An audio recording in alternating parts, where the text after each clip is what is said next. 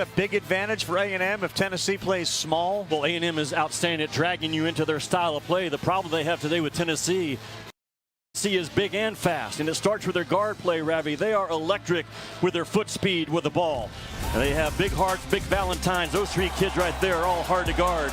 Yesterday to close out Kentucky, just the gut, strength, and inner fortitude, the backbone of Tennessee rose up big. First of all, of Hassani Vescovi at 6'2", going up against the size of Kentucky.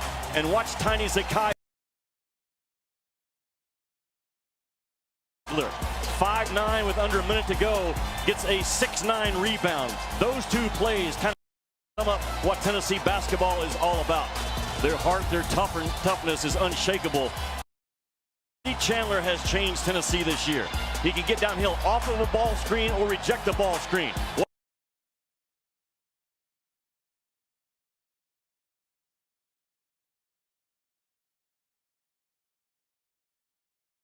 Texas A&M started the season 15-2 overall.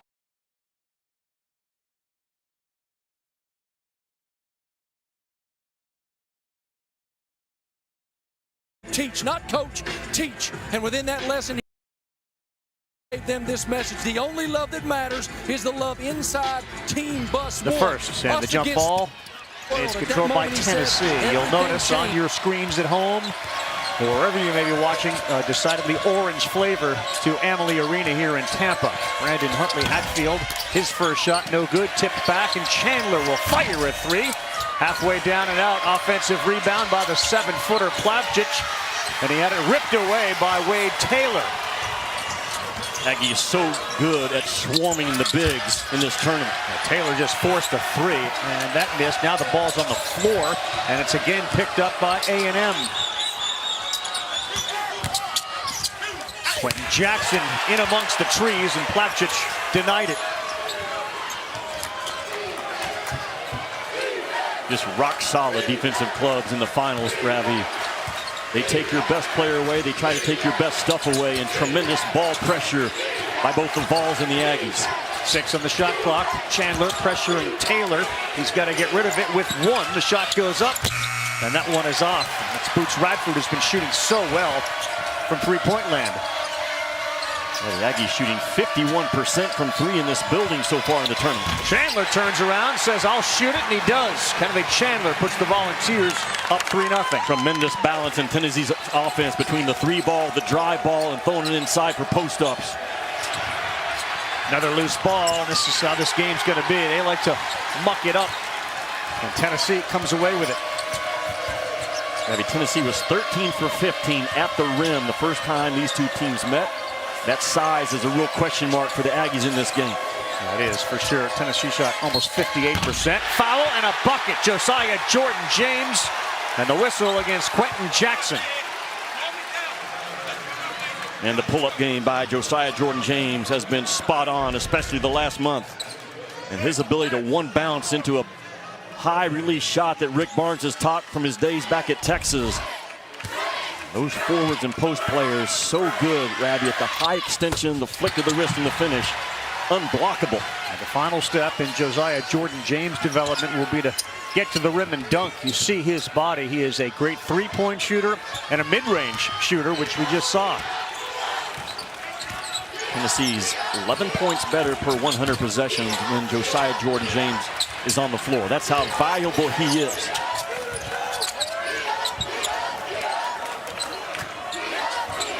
Josiah Jordan-James is guarding Radford. The best scorer for A&M besides Radford has been Quentin Jackson.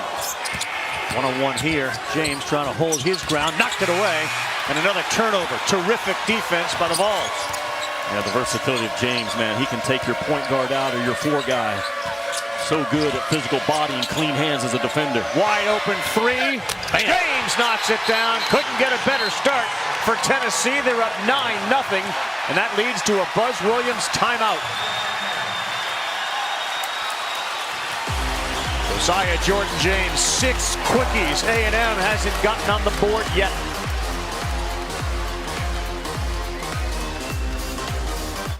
Welcome to Allstate.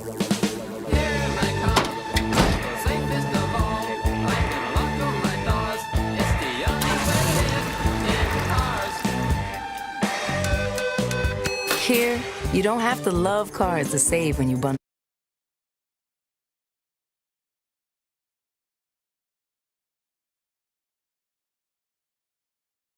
We've got a good one, guys.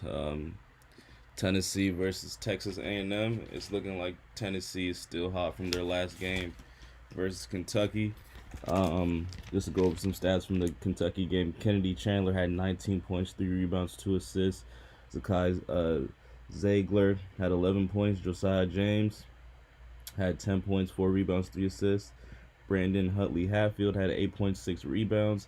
And the guy in the he's not even the guy in the middle, which is the crazy part. But Santiago Vescovi had 9 points, 5 rebounds, 3 assists. But he had some big rebounds when it mattered. Kentucky went on a run those last 3 minutes. And if it wasn't for Santiago's big rebounds, Tennessee may not be here today. And the big man Euros, 6 points, 8 rebounds. Quite honestly, I don't want to say this because they're up, but I did have Tennessee winning this game. I just feel like that Kentucky game definitely is, I don't know, it's put them in a different light, I feel like, I think people understand what their assignment is. Their assignment isn't just the SEC. I think they want to make a lot of noise this year. And, with them being that number 2 seed, I think they can do just that. To go over Texas A&M, they did blow out Arkansas 82-64. But Arkansas is a Kentucky. You understand? I think that Kentucky game definitely helped them out. But it looks like the game is back, so we'll go over some more stats later on. Don't forget to like the stream if possible. Comment in the chat, subscribe, and yeah, let's get back to this game. Threes. You can squeeze them off with great success because A&M, they begin the game attacking the paint, trying to shrink the court. After another kick, Gordon another 3 and another miss. 0 for 6 and down a dozen to start the SEC title game. And not even close to sniffing an offensive rebound yet is Texas A&M. Huntley Hatfield too strong. Tiara challenges and he bails himself out with a turnover. And right now, A&M is a little rattled to start here. Missing every shot, 2 turnovers. And down 12. Well, that was a quick 12 too, Jimmy. Josiah Jordan James is the voice and the heart and the tone of this club. He and Zakai Ziegler, they control it all. Huntley Hatfield with a tremendous height advantage over Boots Radford, so he backs in and throws the turnaround jumper up that rattles around the rim and drops. Grabby, all the metrics out there. Ken Palm's Stats by Will, my buddy back in Knoxville, Bart Torvik, says that Tennessee is the 5th best team in the country over the last month. They've came out today so far and have backed that up. They lost to Kentucky, and since then they have gone 16-2. Another miss from Tefner. Inside rebound, Radford. He'll try to hit one, and that's too strong. Wow, what a start. And here's that guard going up and getting that rebound. Kennedy Chandler. Talked about that at the top. They'll go in and amongst the trees, bring it down. Santiago Vescovi knocks down one of 3 threes for the Volunteers to get things rolling here. And rolling they are indeed. It's 14-0. ESPN's exclusive presentation of college basketball is brought to you by Principal, helping you plan, protect, invest, and retire.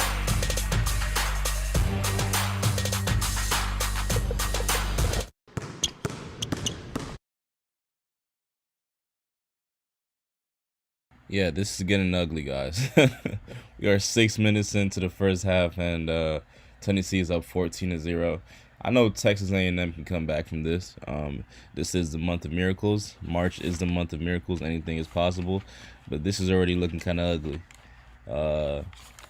So to go over some Texas A&M stats, Quentin. Hold on, my dog is acting stupid.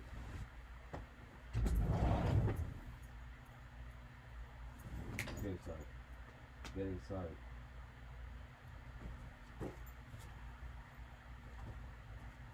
Get inside.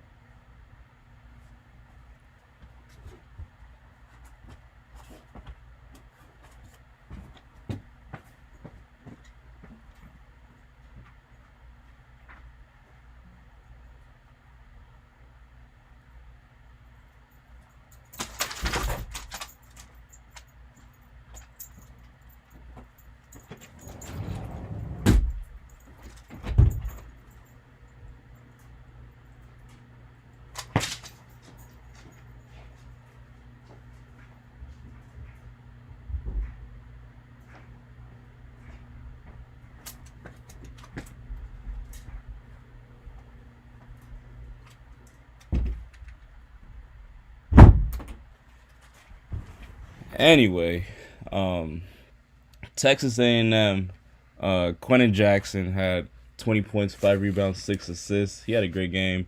Hassan Diarra off the bench had 12 points, 2 for 2 from the three-point line. Henry Coleman the third, 10 points, 4 rebounds. Wade Taylor the fourth. Damn, they got a lot of thirds, fourths. Damn. 9 points. Hayden Hefner off the bench as well, 9 points. Aaron Cash off the bench, 8 points, 3 rebounds. He was 4 for 4 from the field. They're going to have to do what they did against Arkansas, which is pretty much move that ball around. Everybody's 0 for 2 right now, so yeah, they're pretty much just shooting threes too. When you just take a look at it, they got to move that ball, man. They got to move that ball. Get the ball in the paint, and yeah, I'm not really surprised. I think Tennessee is a team that can do this. They can come out here and just go, on a 20-0 run. It is possible without a doubt. But Texas A&M coming off their big game versus Arkansas, you would think they would come in to this game a little bit more prepared. But regardless of that, I'll appreciate if you guys could like the stream. Don't forget to comment in the chat and subscribe. And yeah, let's enjoy this game. All right, Marty, what did Buzz say? Extremely calm. The players were extremely calm and focused. Nobody seemed to be panicking. They were saying, look, we're okay. We got to make them guard us, first of all. We got to rebound better, and we got to settle the blank down. The players were looking around saying to each other, look, we know what this is. We know how to come back. We're playing this game to win. We got to chip away possession by possession. Remember why we're here. We only have right now. And Buzz has gone to his zone defense now, and that frees up Josiah Jordan-James. That's way off to the left. They haven't trailed in this tournament. They want to get back in this ball game. They need to quit guarding themselves and start driving the ball. They've settled. 7 of their first 8 shots have been from the 3-ball. Yeah. And Texas A&M is a drive-heavy team. That's how they've gotten to the championship game. A&M's seen this act before. Auburn tried it against them with all those threes, and that's what killed the Tigers that day. That time Coleman takes it inside, and A&M's on the board. To my point, I would have bet my house back in Arkansas that A&M was not going to shoot a 3 after that timeout. John Fulkerson and Zakai Ziegler into the game, as is Jonas Adu. They play inside out against this zone. And Tennessee's got multiple guys that they can flash in there, and they use multiple guys. Well done. Really good, and Adu has continued to develop. That time he used the left to go off the window. Jonas Adu, a 6'11 freshman. He goes 234 pounds. His career high is only 5. That guy's going to be a superstar in a couple of years. Obaseki, good defense by James again. His hands have been very active on the defensive end.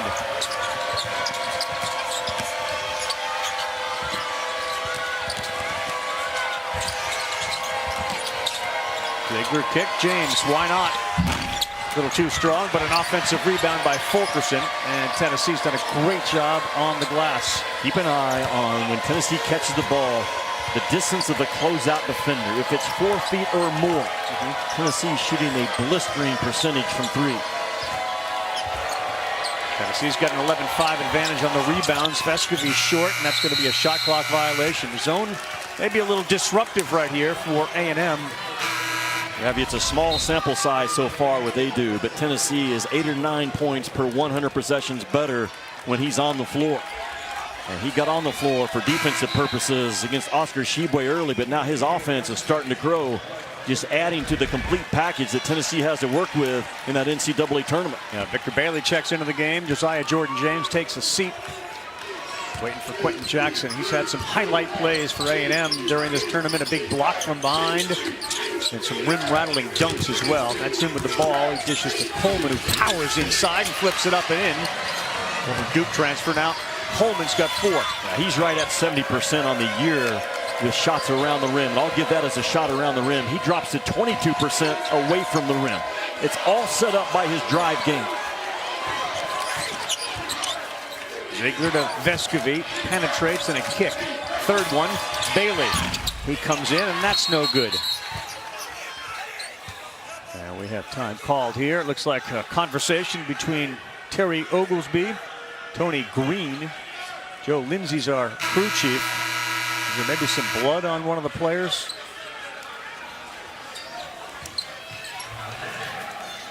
One of the clocks above the basket that A&M is shooting at no longer has any numbers on it. We can't have that. Is that a daylight savings time thing? Tennessee shot the lights out on that end.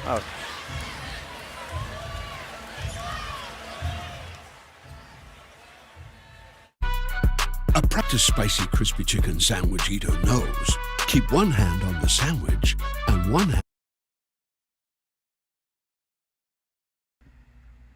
I mean, they put 4 points on the board.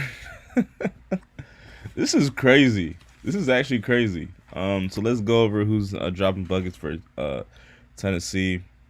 Right now we can see Josiah James. He got 6 points, 3 rebounds, 2 assists, 2 for 5 from the field.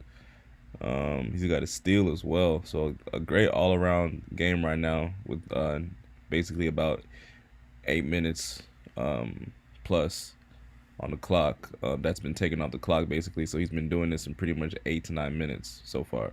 You know, this is some stats for some guys in college for the whole game. You know, he's done this in a quick 8 minutes. Great game for him so far. Kennedy Chandler, 3 points, 2 rebounds, and an assist.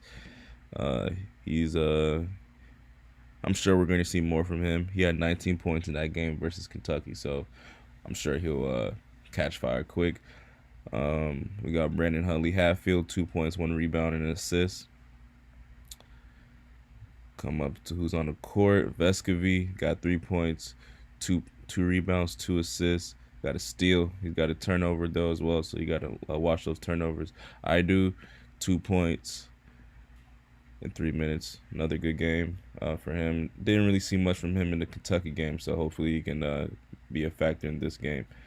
I mean, Texas A&M, they got to understand at the end of the day, it's ball movement, right? So Tennessee got 6 assists compared to Texas A&M's 1. And I'm telling you, man, like, yeah, of course, they're putting the basket in, so it's common sense they have more assists. But quite honestly, you move that ball around, you get some good ball movement, you will win the game. It doesn't matter who it is. Assists and rebounds, the team with the more assists, more rebounds ends up winning the game. It's not a coincidence that Tennessee is beating them in rebounds 11-6, and then they're beating them in assists 6-1. Texas A&M is trying to rely on that three-point shot, and they're just not hitting it. They're 0 for 7 from 3 right now. I think they got to try to work the ball inside the paint and see what they can do. Henry Coleman III, he's got a quick 4 points, 2 for 2. They might as well try to see if they can work the offense through him and, you know, try to figure some things out. But yeah, this is not looking good. This is not looking good at all. Hopefully Texas A&M can turn this thing around, because I mean, I was hoping for this to be a, you know, actually competitive game. But like I did say this earlier though, March is the month of miracles. So Texas A&M could just quickly catch fire, and we could have a ball game by the end of the first half. So we'll see what goes on. If you guys could like the stream, that'd be much appreciated. If you could also comment in the chat if you want to talk, that's also appreciated as well. Don't forget to subscribe, and yeah, let's enjoy this game, man. Whatever this game is. One, but Buzz Williams thought there was contact. After the officials look at it, they come away with that's a similar play with the defender crowding that offensive player. So no foul, play on, and it's the right call. Santiago Vescovy is chasing Quentin Jackson around. And Jackson is as fast as anybody out here. Vescovy's in as good a shape as anybody out here. And when you're big, can step out and take on Quentin Jackson, you've got top-level defense, and Tennessee does. Yeah, Wade Taylor, no good. They keep struggling from the outside. Now 0 for 8 from three-point land. This is Jackson. He's got Fulkerson on him, then he dribbles all the way to the baseline. 10 on the shot clock. Obaseki forces one up, and it will not go, but he'll go to the free-throw line. Muscled his way in and forced Kennedy Chandler on the retreat. Yeah, you're going to have to play hard and compete if you're Texas A&M on the offensive end today, because Tennessee doing a fantastic job of squaring up A&M, guarding the ball, ultimately taking away those clean threes. I said it the entire time yesterday when A&M's playing. If you can't guard the ball, you're in trouble. So far for Tennessee, so good. Yep. So Obaseki knocks down the free throw. Buzz changed his offense after that 8-game losing streak, and it's pretty simple. The ball goes to the right side of the floor, we're doing one thing. The ball goes to the left side, we're doing another. But it's all based upon all 5 guys can drive their matchup. Interchangeable parts. Play any position. Ethan Henderson, number 10, into the game. He's a senior forward out of Little Rock, Arkansas. Gets a little size in there to go with Coleman. Zakai Ziegler will take one. High arcing, and that's too strong. Out of bounds. It'll be Tennessee basketball. Coming off Wade Taylor. And just the effort, though, by Vescovy to come in and fly in. Tennessee, those small guards, man, with a tough-nosed mentality on both glasses. A&M joined this conference 2012 and 13. This is the first SEC tournament meeting between Tennessee and A&M. Good rip there by Jackson. He's on the floor, and he'll be helped up by his head coach. That ball went out of bounds. It'll be Tennessee's with 15 on the clock. This is the third title game, Jimmy, for Tennessee. The last 4 times it was played. And they were in the finals the last time the tournament was in Tampa. It has been a drought, right? 1979 last time for Tennessee. Rick Barnes was in his second year of coaching at Davidson as an assistant. 1 second. No, I don't know if he got it off. The A&M bench says he didn't, and that goes out of bounds. It's going to be Tennessee basketball. Boy, I'd love to see if Josiah Jordan-James got that shot off before the light went on and the buzzer went off. Tony Green has been doing this for a long time. He's getting an earful from Buzz. Tournament record, right, in the SEC for Tony Green today? 73rd SEC tournament game, adding to his record. James will not take that. He'll penetrate baseline. That's too deep. And this is where Jackson shines with his speed, but that's what Ziegler's strength is too. Speed, and he picked his pocket. Fulkerson. No good, and all of a sudden Tennessee, after that red hot start, has gone a little cold.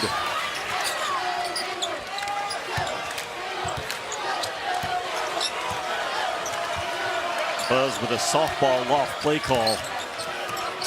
Where's the ISO that he wants? Where's the mismatch? Can he find one? Where's the drive opportunity in this game right now for the Aggies? He is searching to find it. Coleman cuts in the lane. Misses that, follows it up, puts it back up and in. He's fouled. A 3-point play perhaps coming for Henry Coleman. Such a workhorse. Henry Coleman only 2 rebounds the last time the Aggies played Tennessee. That's a season low. But he is a force around the rim. I mentioned the numbers are staggering. 70% as an offensive player at the rim. But his game completely changes 6 feet and away. Missed the free throw. That foul was called against Santiago Vescovy. Tennessee right now offensively a little rough, a little stagnant. This zone has slowed him down and bothered the rhythm. Vescovy misses that. Good box up by Quentin Jackson. Every time he has a chance, he wants to push. Came back for his senior year, and that's just a challenge of Fulkerson, and he bited him out of the way, and just like that, A&M is right back in this game. It's all set up off the drive ability of Texas A&M. Quentin Jackson, electric for a 6'5" guard, shooting 75% over his last 6 games from the guard spot. That is uncommon. Ziegler gets called for a travel. A whole bunch of hands try to pick that ball away, and he pirouetted into a travel. Watch Q Jackson right here. Works off that early ball screen in transition by Henderson. And he is such a good finisher, Ravi, going either way with either hand with that long length reach to stay away from the shot blocker. Third turnover for the Vols. They've gone cold. They are 0 for their last 8. To Marty's point, A&M was not rattled at all with that 14-0 deficit to start with. Tremendous backbone from the Aggies. Obaseki trapped now, and is able to get out of it. 7 on the shot clock. Henderson kicks it. Taylor now is going to have to settle for a quick shot with 2. 1, that's going to be a shot clock violation. He lost track of time. How about the play by Ziegler? Understanding the short clock, he had time to go double team the ball and completely erased any drive opportunity. The only throw out was too long. And Tennessee right now with another top 10 defense would be the 3rd under Rick Barnes. They had no top 10 defenses the 20 years prior to him being hired. Rick Barnes has a defensive coach on his team, a specialist, doesn't he? Yeah, Mike Schwartz is As a head coach, you trust somebody, and Mike Schwartz right there, as good of a defensive mind as there is in the college game. Remember, Mark Adams was that guy for Chris Beard at Texas Tech. He is the Mark Adams for Rick Barnes, ready for a head coaching job. Around these guys all the time. He thinks it, he communicates. There's none better as a defensive-minded guy than the guy sitting to the left of Rick. One of the things you have to be careful with in defending A&M, and the reason they're taking a lot of threes, because in this tournament they've made a lot of threes, more than half. They came in shooting 52%. They made 25 of 48. And Radford's made a bunch of them, and that one is short as well. Hoots Radford came in 10 of 12 from 3 in the tournament. And people will say A&M missing threes is tired legs.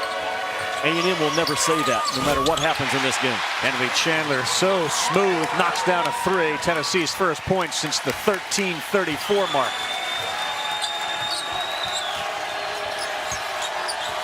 I don't think we're going to get to a 90-80 game like they did in February. There's too much gumption on both ends of the floor.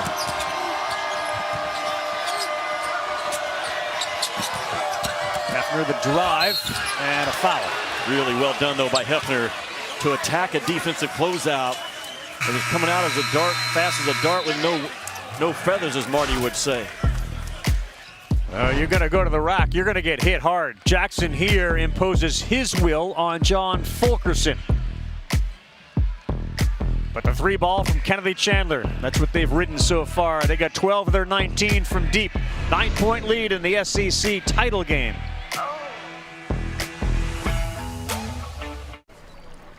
As a struggling actor, I need. So I guess Texas A&M woke up. You know, they're still down 9 points, but you know it's better than double digits.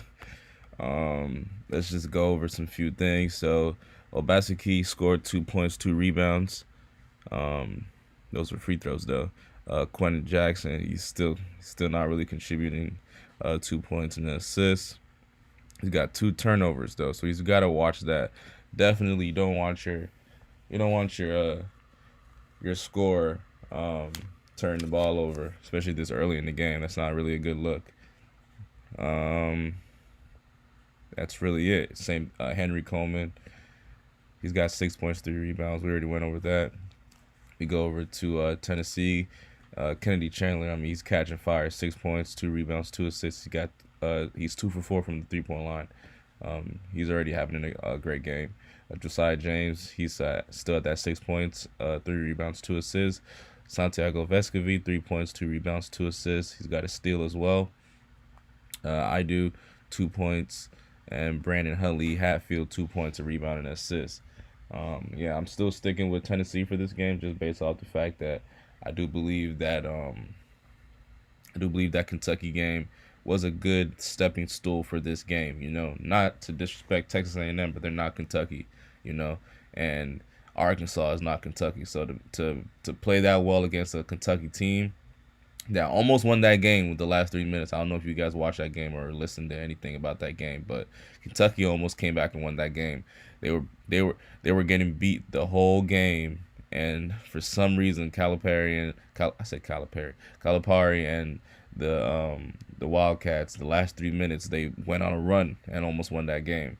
So quite honestly, Tennessee's kind of battle tested. I do believe that they're going to end up winning this game. But I say this every time we take a break. March is the month of miracles. Texas A&M could surprise all of us and, you know, run away with the victory here. So we'll see what's going on. I appreciate everybody for tuning into the stream. If you could like the stream, that'd be much appreciated. If you want to talk in the chat, you can also. And yeah, let's enjoy this game, and appreciate everybody for tuning in.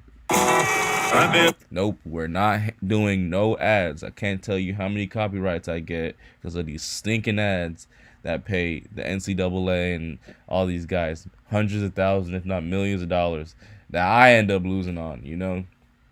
I can't even tell you. Just think about it, guys. Can you imagine how much these guys are making off ads? Because, like, you have to charge per ad, per 30-second ad, per minute ad, whatever the case may be. Like, they're making bank, man. Golly. Biggest game of the day to start this tournament. It was the A&M victory over Florida. They were one of the next four out before they played. Well, you can move Florida out and you can move A&M. And as Joe Lenardi's bracketology has moved them from all the way out to now the last four in page and the last team in. There's a risk here because while Joe is, accurate beyond accurate, I don't want to send in my application, leave it up to the admissions office. If they win today, it's an automatic bid. Yeah, you learned that lesson several years ago. The one we have to keep an eye on today is Richmond in the A-10. But if I'm on that selection committee, I look at the wins, Ravi, of A&M against Arkansas, at Alabama, Auburn on a neutral floor, Arkansas on a neutral floor. There's teams on that list that don't have those four quality wins. I think the Aggies are in tremendous shape regardless. Good play out of break. That's Fulkerson who gets fouled. And the 6-year senior will now go to the free throw line. Fulke lives off of an elbow touch and a drive. He is not a banger. He is a space, speed, fast guy at the 4 or 5 position that Rick Barnes has utilized time and time again in this league against guys like Oscar Sheboy and other bigs they try to throw at him. Buzz Williams telling his team they're going to press, get back to zone. The press they feel like will save them 5 or so seconds on the shot clock, Jimmy. In the zone, they said they got to switch on ball screens, and once the ball gets to Tennessee's big at the free throw line, they have to match up. I will tell you guys, those young men still seem completely unfazed in that huddle. Absolutely. There's no go away in Texas A&M. And the Aggies have led this league in putting you in long defensive possessions, about 18 seconds per trip. Hayden Hefner got caught with a ball in his hand, doing too much dribbling, and he gets the offensive foul called against him. Ziegler stood there and stood his ground. Square him up, guard the ball. And Zacchaeus Ziegler just sitting on that elbow. And Rick Barnes is, having not been to a practice in the last 4 years where Rick Barnes doesn't talk about we have to win the elbow spot on both ends of the floor. Ziegler just won it. For people who haven't seen Tennessee basketball or heard the stories, Zacchaeus Ziegler's really become the face of this team with all the upperclassmen and Kennedy Chandler being the #1 point guard recruit. It's Ziegler's team. Tell people why. Because of his toughness, because of his DNA, because of his resiliency, and his confidence in his voice. Those are uncommon qualities for a freshman. Fulkerson missed that, and the loose ball is out of bounds off A&M. Zacchaeus Ziegler, no one believed in this kid coming out of high school. He had limited options. There's no give up, and there's no stage too big for this kid. I am not bothered at all by the fact that Tennessee has freshman guards trying to win a national championship. They are mature beyond their years, especially the kid from New Jersey. The story, of course, Ziegler, his mom, the 4-year-old nephew at home, their house burned down.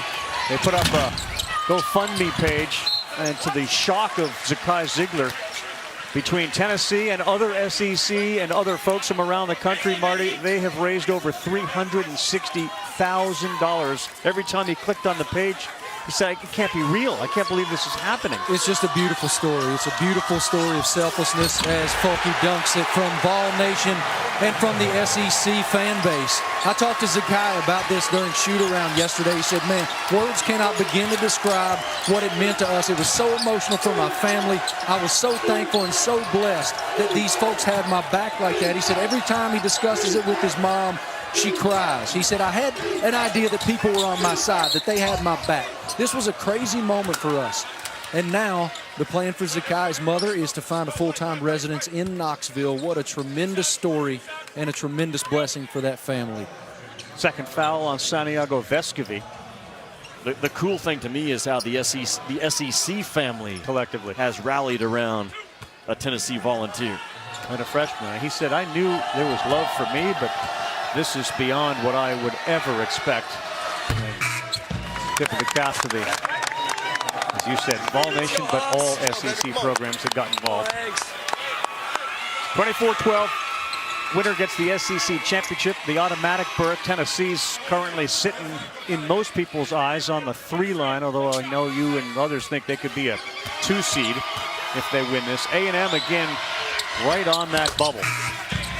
Ravi, I don't think it's about Tennessee winning today. I think they already belong on the 2 line. Yeah. You compare their quad 1 wins and their overall resume to a team like Duke and Purdue. I mean, the non-conference schedule strength of Duke was 116, Purdue's was 228, Tennessee had a 16. And the number of wins that Tennessee has over teams like Arizona, Kentucky, Auburn, I really don't think it's comparable. They belong on the 2 seed right now.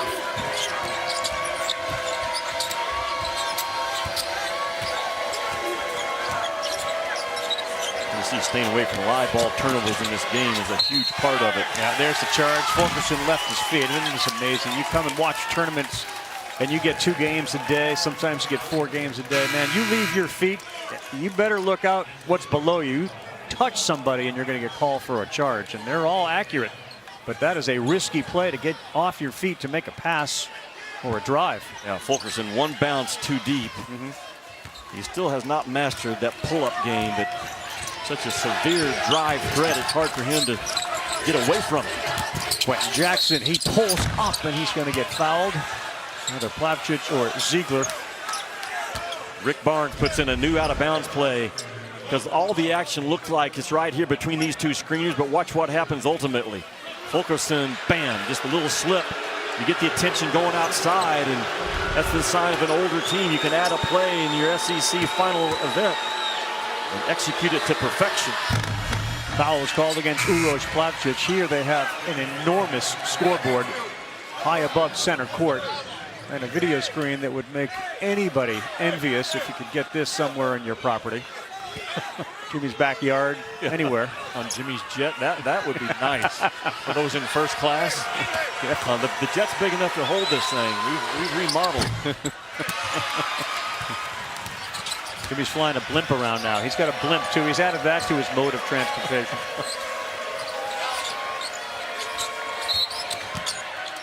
Quick whistle there. Boots Radford against Fulkerson. For all the rhythm that Tennessee had in the beginning of the game, we've talked about what A&M wants to do under Buzz Williams, and they succeeded against Auburn and Arkansas and Florida. How do we pig slop this thing up? How do we make this messy?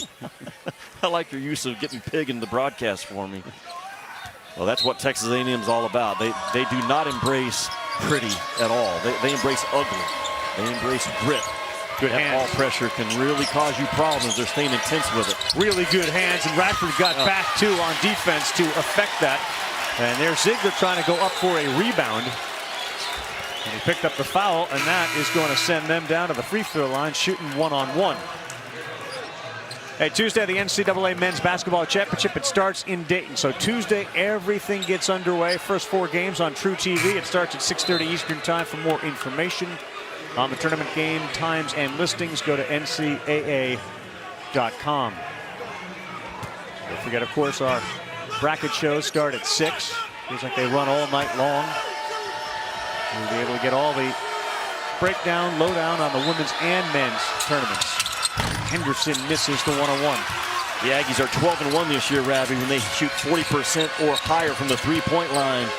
0 for 9 today, not even close. Yep. They left Huntley Hatfield, and he missed a bunny there. There's going to be a foul. I think Henderson's going to pick it up. But they went to that press, trying to take some time off.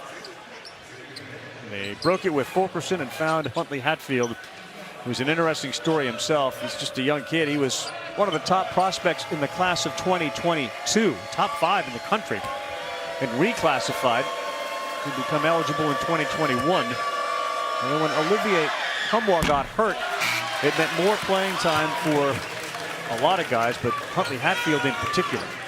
Well, Rick didn't just put him on the floor because of the injury. What he did about a practice a month ago, Rick Barnes told Huntley Hatfield, you got to learn how hard you have to play at this level. Now, if we got to go 5 small guards without Kamwar, we will, but his work ethic and his tenacity has grown from that conversation. And the size of Tennessee between he and Adu just can swallow you up. He's 6'10", 246. They're not tall. They're also wide. I saw your hand spread out like, yeah, say the word wide. I'm trying to help you. I got there.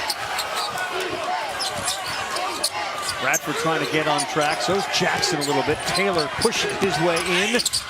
High up, off the iron, and right into the hands of Josiah Jordan James.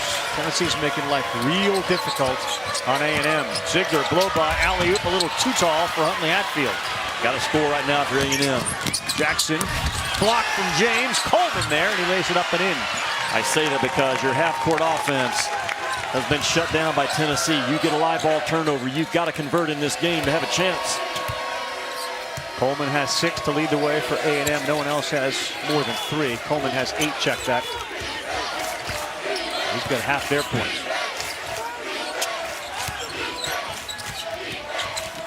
And Fulkerson the pull-up around and out, and it is A&M basketball. Fulkerson had his paw on it. Bradford 0 for 3. All 3 of those attempts were from three-point land. Jackson pulls up, too strong. A little rhythm right now from A&M. Chandler, he's made a couple, knocks down another one.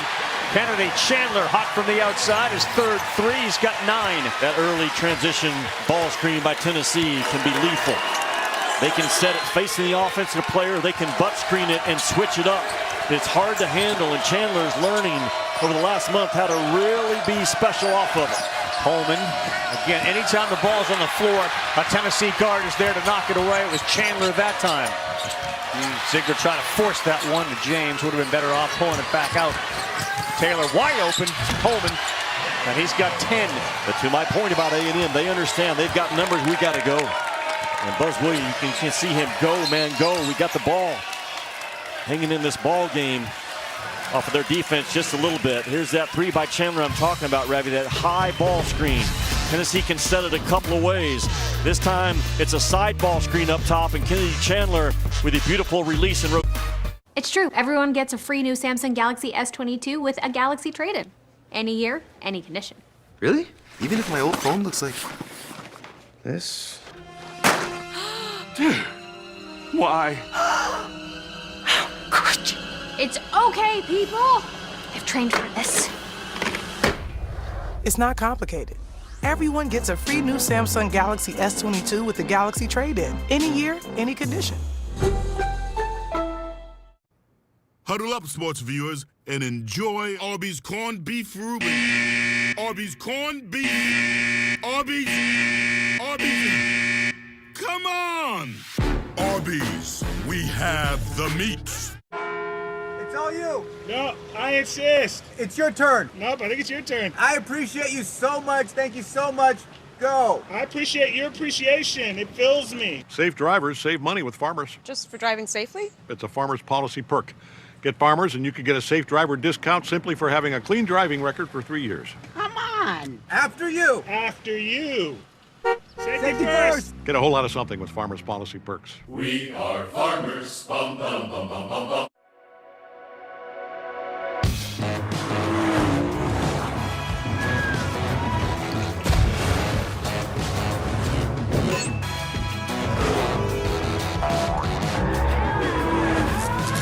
This is your invitation to experience all the feelings inspired by Lexus at the Invitation to Lexus sales event.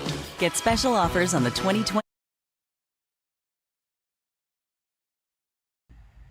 Yo. So, Texas A&M is still down 9.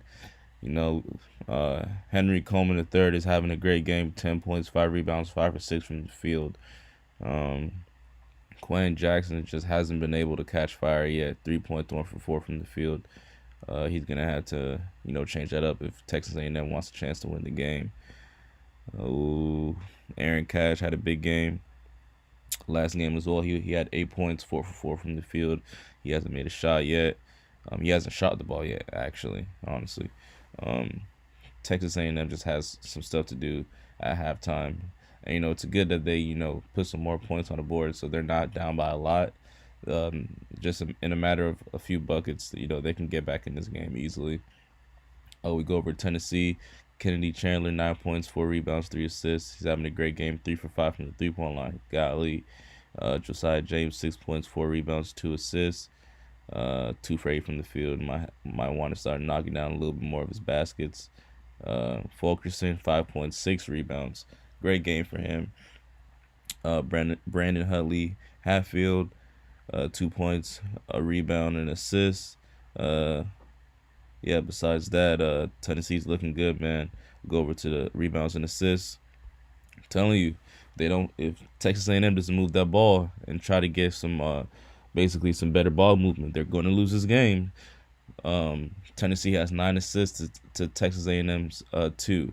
And the team with the most rebounds and the most assists ends up winning the games. This is how basketball works, you know. So Texas A&M needs to get on the boards, and they also need to move that ball, get some more touches, just get warm, basically, you know. It's looking like Henry Coleman is a hot hand, but he's actually on the bench now. But yeah, besides that, I appreciate everybody for tuning in. If you could like the stream, that'll be much appreciated. Subscribe, and yeah, let's enjoy this game. One of those days. Great dribble here by Kennedy Chandler. He's 0 for 4. Not a good pass by Fulkerson. Otherwise, Ziegler would have had the baseline or a shot. And they pride themselves on perfect passing in their practices to set up those threes. That's better. Ziegler, high arcing 3 off the front of the iron, and Radford rips it down.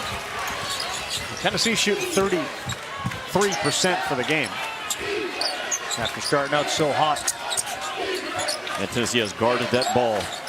That time, Jimmy, you watch. Every time the ball goes on the floor, there's a Tennessee guard who deflects it. It's always being deflected. Active hands, and that time Quentin Jackson wins his matchup, but he had to fight to get there. You don't want to foul the hard, bad shots of Texas A&M because they're going to take a fair share of them. And you had Quentin Jackson that time, Ravi, outside the lane, outside the pipe, taking a hard guarded 2, and you compound the problem with a foul. There's the resume that I think a lot of folks have missed on, to Seth's point. All those numbers say a #1 seed, and you've beaten Arizona, and you've beaten Auburn, and you've beaten Kentucky. Their non-conference strength of schedule, they did exactly what the selection committee asked you to do. Don't be surprised if Tennessee doesn't cut down the nets in here, and they pop on that one line later on this evening. What do you get? Gonzaga, Arizona, Baylor, Kansas. That's the way it shakes out. That's the way it shakes out. Reese, Seth, Alfonso, Jay Billis. Our coverage of court will start at 6. They've been on for most of the morning discussing all the scenarios, possibilities. Again, A&M currently one of the last 4 teams in, which is, as Seth knows very well, not a great place to exist on the day that they're deciding. Rather not be there. Better to be there than other places, but you'd rather not be there. Now, what a tremendous ball coach Seth Greenberg was and still is if you wanted to do it. But he lived the life on the bubble for a long time. Now James throws it up, soft touch there. So strong, isn't he? A physical 4 guy. When they slide him to the 4, he's at the 3 right now. He is hard to guard. James has 8. Wow, 3 seconds, 2. There's that deflection. Got to shoot it. And he's off, but what a start for Tennessee here as they're 1/2 towards the title. But when your 5-man can come out and take on a guard and get in the stance, butt down, play wide, choke off your water, that's why Tennessee is the #3 defense in the country. Go ahead, Marty. Coach, how do you assess your team's performance in the first half? Defensively, we were okay there, but let the zone affect us way too much. And again, that's my fault. It really is. I didn't get them organized quick enough in it, but we settled early, started reaching too much on the defense, but kind of game you expect to be. They're not going to go anywhere. They're going to keep fighting hard, and we've got to keep defending, but we got to do a better job not turning the ball over. 20 minutes away from an SEC championship. What do you say to them in there? Well, we got to play because they're not. Again, I got great respect for Texas A&M and the way Coach runs his program and does things, and they're going to keep fighting, battling. We're going to have to play defense, but we're going to have to do a much better job on the offensive end. Really appreciate your time, Coach. Ravi? Thanks, Marty. 7 turnovers for Tennessee, 8 for A&M. That's what they're playing for. Reese, Tennessee is 20-0 when leading at the half, and they have led all 3 here in the tournament. All right, Ravi, Ivy League is coming right down to the end, and it has turned into a barn burner, somewhat surprisingly. Top 2 seeds, Princeton favored in this game, but Princeton goes on a 5-point scoring run, cut a Yale lead away. Yale's able to answer as our Swain knocking down to 3, push it out to 7. James Jones's team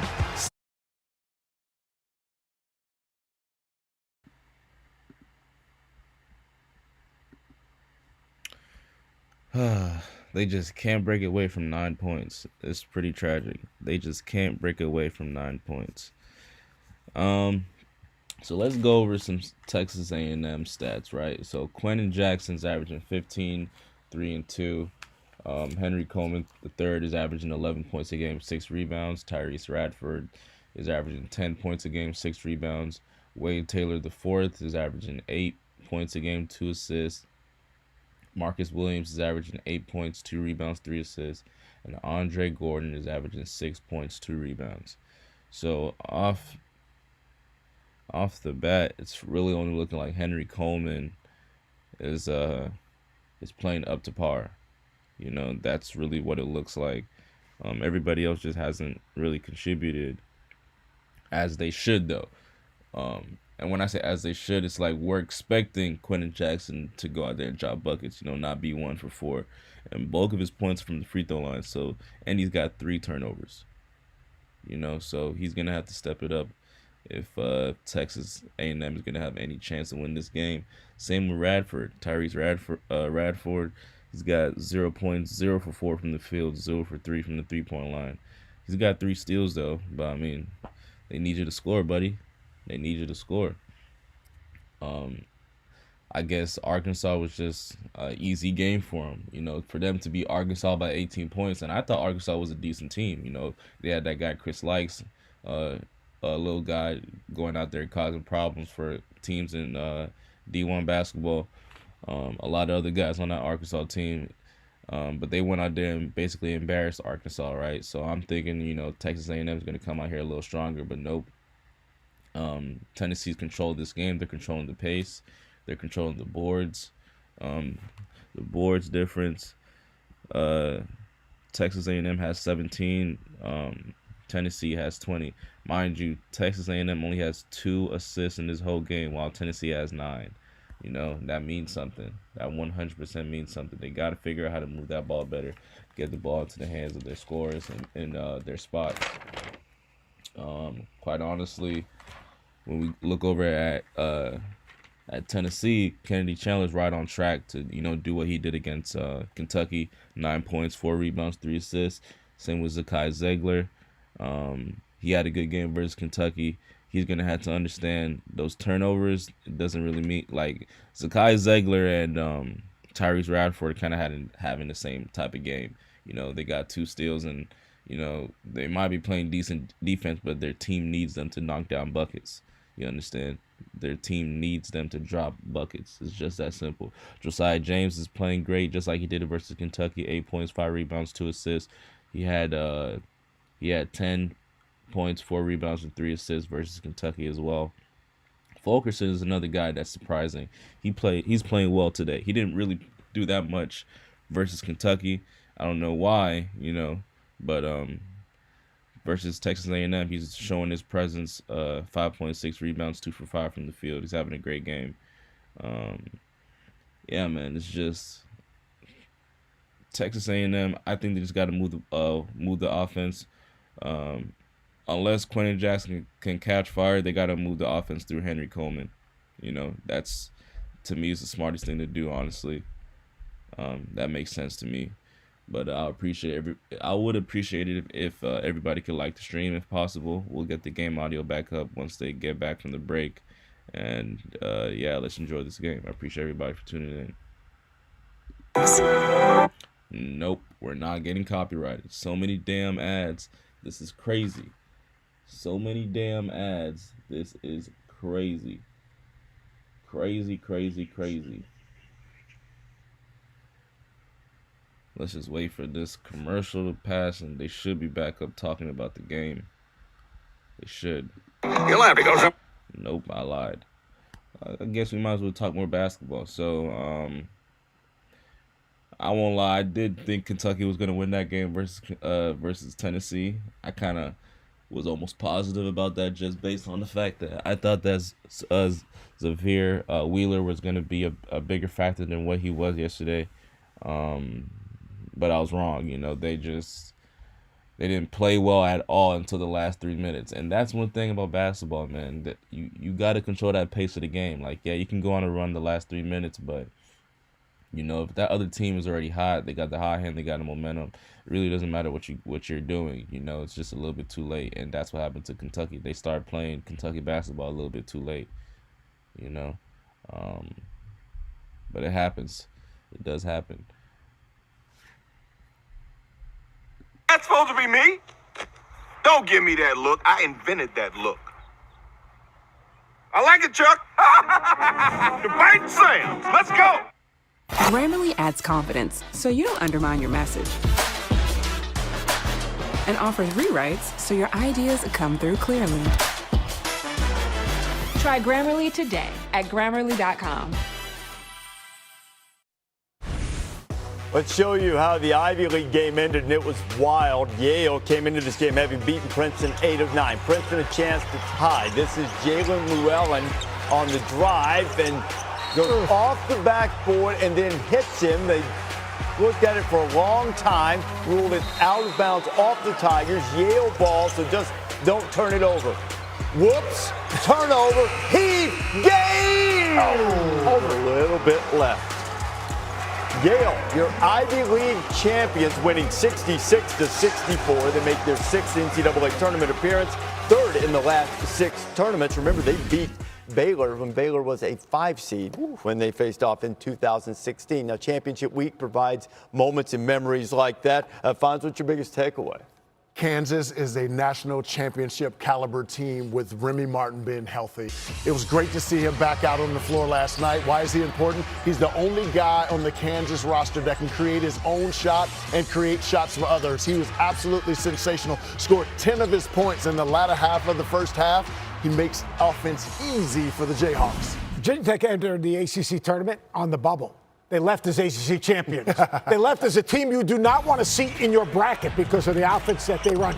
They are so difficult to prepare for.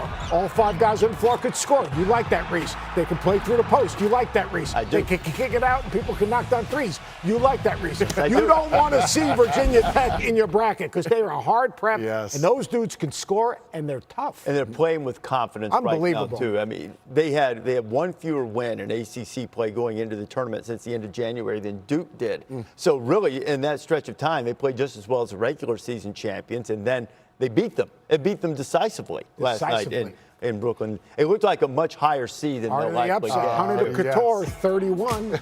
Hey, can you imagine if they get a 10 and you're the 7 and you're going, seriously? Or you're the 2 in the next round? Sweating. Second half's coming up. This has been a halftime report.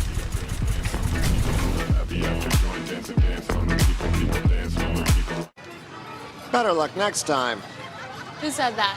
I did. But I haven't even thrown yet. You threw good money away when you bought those glasses. Next time, go to America's Best, where 2 pairs and a free exam start at just $69.95. It's a quality exam worth $50. Can't beat that. Can't beat this either. All right, I'll give you that one. And apparently that one. 2 pairs and a free exam starting at just $69.95. Book an exam today at americasbest.com. Somebody sign this kid. NexGard is the #1 vet-recommended flea and tick protection, and it's easy to see why. It protects for a full 30 days, prevents the infection that causes Lyme disease, and is safe to start protecting puppies as early as 8 weeks. But your vet doesn't just prescribe it to her patients. She also trusts NexGard to protect her own dog. And she knows that its beef-flavored deliciousness makes it #1 with dogs. Ask your vet about NexGard and why it's #1 with pretty much everyone. Keenan. Hey, Keenan. Looking good. Feeling good. I just found all these cars on Auto Trader. Wow. I wait for the best part there, Microwave. A dealer is going to deliver this car to our home. Never leave home. Never leave home. Oh, it's here. There is one thing I can't do from home. Someone stop him. Calculator, refrigerator. Roll out. Welcome to Wendy's. May I take your breakfast order? The only thing Reggie Miller loves as much as Wendy's breakfast is March Madness. So he's watching the entire tournament here in his recliner. Not gonna lie, it's madness. I got you. You don't work here. Breakfast Baconator for 5-time All-Star player Reggie Miller. Hall of Famer. He didn't know that breakfast was half off in the app, so I schooled him. I'm coming back here every March. Every single... Yes, Tyler! Choose wisely. Choose Wendy's. Get half off the official breakfast of March Madness when you order in the Wendy's app. And that'll do it for tonight. What a finish, what a game. You know, a lot of people assume Mike Breen was born with that voice. Just like they assume they can't afford great insurance. He tricking everybody. Hey, Jack, I sound a little nasally to you tonight? Not at all. I don't know. Sounded nasally to me. For surprisingly great rates to fit any budget, like a good neighbor, State Farm is there. Call or click to get a quote today. Selection Sunday getting closer. Bracketology. Note the time, 6 o'clock Eastern Time. Instantaneous reaction to the reveal of the brackets. Bracketology presented by Lowe's. Women's Selection Special and all of the shows that follow coming up. Tennessee hit threes. A&M was 0 for 9. They shot 52% from 3 in this tournament. Got to do better in the second half.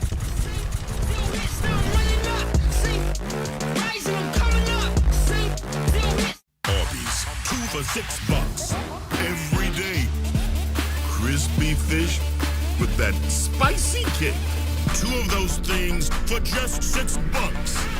Arby's, we have the meat. As a struggling actor, I need all the breaks that I can get. At Liberty Buchamode. Cut. Liberty Bibbity. Cut. We'll dub it. Liberty Mutual customizes your car insurance so you only pay for what you need. Only pay for what you need. Liberty, liberty, liberty, liberty. Critics are raving about Disney and Pixar's Turning Red. Want me to read some? There's no way she could keep her panda in. Ready. It's an instant classic and another Pixar home run. Disney and Pixar's Turning Red. Rated PG.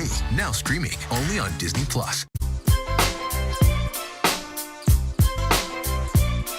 Wasn't me. You're never responsible for unauthorized purchases on your Discover card. I'm stuck in this infinite time loop thing, so nacho fries never leave the menu. She's violating the Nacho Fries limited time limit. Say goodbye to Friday!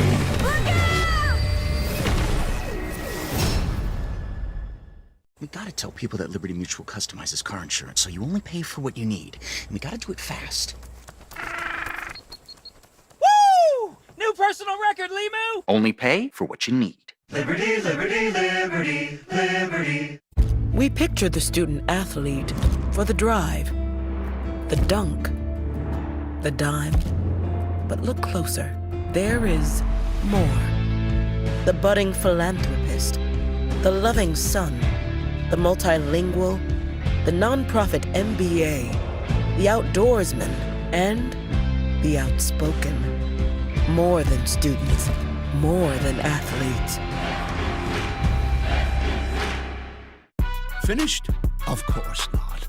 You're no crispy, juicy, tender rookie. You know that pouring the McDonald's crispy chicken sandwich crumbs into your mouth is the only way to say your final goodbye. Ba-da-ba-ba-ba. And my car is dented. Geico does offer 24/7 claim service. 24/7? That's a lot of attention. They're not actually with you 24/7. They're just available whenever you need them. Okay, because I'm an introvert. It's incredibly rare. I don't think that's right. Geico. Our journey at Continental has taken us down many roads. And when we first started, they weren't even paved. For more than 150 years, we've worked hard to earn your trust. From the trail to the racetrack and beyond. The Continental mark in all its forms stands for confidence. Confidence you trust. Continental Tire. I got that.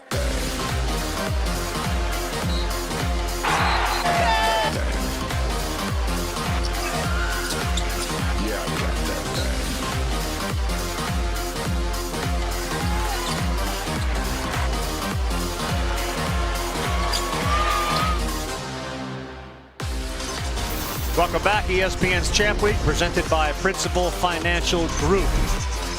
Tampa, Florida. Weather has been outstanding all week for the fans that have come from SEC country. Next year, Nashville, Tennessee will be there through 2035. Take a look at our game track brought to you by Expedia. A&M, and really the difference in the game, they haven't made a three-point shot. They came in shooting, like I said, about 52% from three-point land. They're 0 for 9 today. That's 15 points. They trail by 9. Marty Smith in a moment. Jimmy Dykes, Carl Ravitch We don't get deep into deflections, etc., but I know this. As miserable as A&M has made it for every team they've faced, Tennessee's doing the same thing to them. Well, the number 3 defense in the country is Tennessee, and they backed it up today with their backbone and their grit and their strength. They have 6 steals, does Tennessee, and probably, if you went back and could grade the film so far, they're halfway to their 40 deflection goal with probably 20 in the first half. So active, Ravi, with their hands. They're keeping guys squared up, being physical with their body, but playing with clean hands, so they're not fouling. Only had 8 fouls in the first half for such a physical ball club. That's a pretty good number, but man, have their hands been so good in this game. You got 6 takeaways, 6 true steals. Their ability to guard the ball is the difference from what Aggies have seen so far in this tournament. You stay in front of the Aggies, you take away their 3-ball. Guys like Ziegler and Chandler and Vescovy have been spot on in that area. All right, we'll get Marty's thoughts. You got some time to spend with Buzz Williams in just a second. 29-20, SEC tournament title on the line. It's Radford, who's been so good this week, hasn't got on track, and there you go. That's how you start the second half with his first points and a drive for the hole. You try to lift the big if you're the Aggies and drive baseline. That's been their bread and butter over the last 6 or 7 ball games. They get one to start the second half.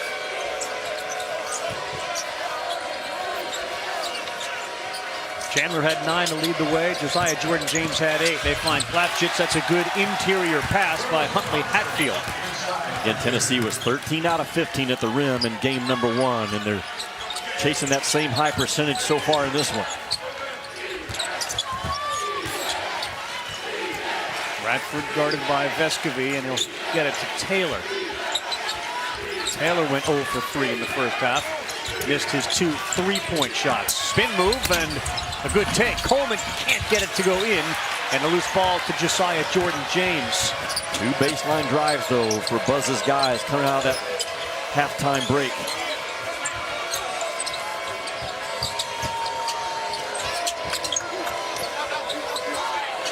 Vescovy got it. Where was the defense when he caught it? I think it was at that 4-foot mark or beyond, and that's an open, clean 3 that Tennessee has just knocked the bottom out of him time and time again this year. Radford hard to the hole, and he got fouled by Huntley Hatfield. 3 for Vescovy gives him 6. Marty? Guys, coming out of the locker room, I got to spend a few minutes with Buzz Williams. You can see right here, he's explaining to me what he is telling his team right before he came out to me. First of all, look, they missed 20 shots. They got 8 back. When they miss, all 5 of my guys have to find their 4 and 5, and they have to hit them. All of them. You cannot rebound the way we rebounded in the first half and win the game. Cannot do it. We have to be more physical. But he said, look, we're still fighting. I'm playing them all. We're running on fumes, but we ain't quitting. Yeah. Is there any symbolism in the fact that he kept tapping a brick wall, like they were running into a brick wall? Yeah. This is Plavsic, right? And this is Brandon Huntley Hatfield. And they bring Adu. He's this brick.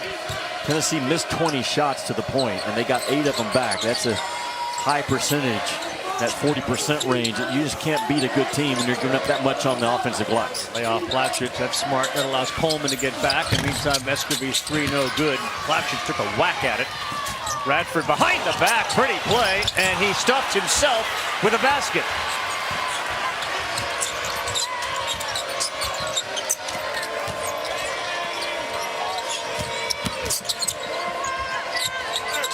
That's a bad pass, turnover, and a 2-on-1. Jackson, he lays that up and in. Quentin Jackson, he's got 7. It is so important for the Aggies to score when they have the numbers. Yeah. You can see Buzz Williams, every time there's a turnover, man, it is all gas, no breaks in his mind, and his players executing as well. And Chandler had a terrific shooting first half. 3 threes. Play through Huntley Hatfield, who throws one up. That's no good. And it's to A&M. Huntley Hatfield's coming out. That's not the shot that Rick Barnes wanted. Holkerson checking at the next dead ball. Radford, Radford's got 5 here in the second half. His first 3 goes down. Because it was a questionable shot selection by Tennessee on that last possession. It's like a live ball turnover. Yeah. And Texas A&M quick with their transition. Plavsic doubled. The problem is Taylor, and that ball finally came down. Plavsic keeps it up. And he finally brought it down to where Taylor could get it, and we have a foul. Tomorrow, SEC Network, the ESPN app. 2-hour SEC Now selection special. Break down the men's and women's brackets and preview all the games the SEC teams are playing in. Along those lines, got a chance to spend some time with the commissioner of the Southeastern Conference, Greg Ncaa, and what a fantastic job he's done. Anybody thinks that he doesn't look years ahead about some of the things that are on the horizon for the conference, and whether it's NIL, you're going to have 3 new coaches in the conference. This conference is buttoned up thanks to that man right there with the blue and the yellow tie, the gold tie. He's the leader of great leaders in college sports right now. He's the voice and the vibe that drives so many things. He tweeted earlier today, Ravi, 2 years ago when the world shut down, he made notes in Bridgestone Arena. And the notes were, we have to care for our student athletes. That's the first thing he wrote down when the pandemic shut things down. It just speaks to the vibe and the heart that he operates with. He told all of his ADs and coaches shortly after the pandemic, the SEC is going to stand for support, educate, and care for our student athletes. We're going to compete. We're going to win championships, but if we don't win championships, we're going to support, educate, and care. And man, they have done it as well as any league in the country, led by his leadership. Plavsic picks up his third. He comes out. Tennessee goes smaller now with Vescovi, Chandler, and Ziegler on the floor. Chandler's 3 was his 4th of the game. All of his points have come from three-point land. He's got 12. Special teams. Can you hit something right now if you're buzz off of it? Strong take, contact, but straight up, and then the turnover from Tennessee. Fulkerson's mastered the going straight up, not putting the arms down. Buzz Williams frustrated at no call on Radford. But you got to stay after it if you're A&M. You've got to get points to that free throw line. 17, 18 points is their magic number. And they are at 10 right now, are the Aggies. 16 to 12 points in the paint favoring Texas A&M. Screeners set up the drive. Obaseki threw that one up, and it was Fulkerson again with a good defense. Coleman fights for it. It'll be Tennessee basketball. The best 5 teams, Ravi, over the last 10 or 11 games in the country. If you just go by analytics and metrics, Gonzaga, Iowa, Kansas, Tennessee, and Texas Tech. That's how good these guys in white have been in the month of February and early March. As good as Iowa been lately. Oh, tremendous. Yeah, we're not talking nearly enough about them on a national level. Chandler skip pass, Vescovi in the corner, and that's going to be 3 free throws. Good look from Kennedy Chandler. Trying to add to his assist total. He's doing plenty with his points. He's got a dozen of those, all of them from three-point land. ESPN's exclusive presentation of college basketball brought to you by Discover. Exceptionally common sense. Under 16 to go in Tampa. 37-29 Vols.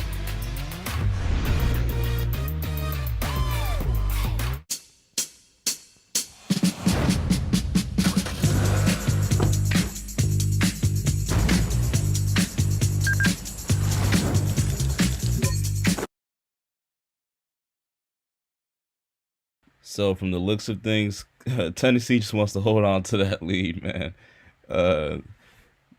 Texas A&M just can't break it. We're 5 minutes in, about 4 minutes and some change into the second half. Tennessee's up 8 points. We've kind of been around this 8 to 9 point differential. Whoa.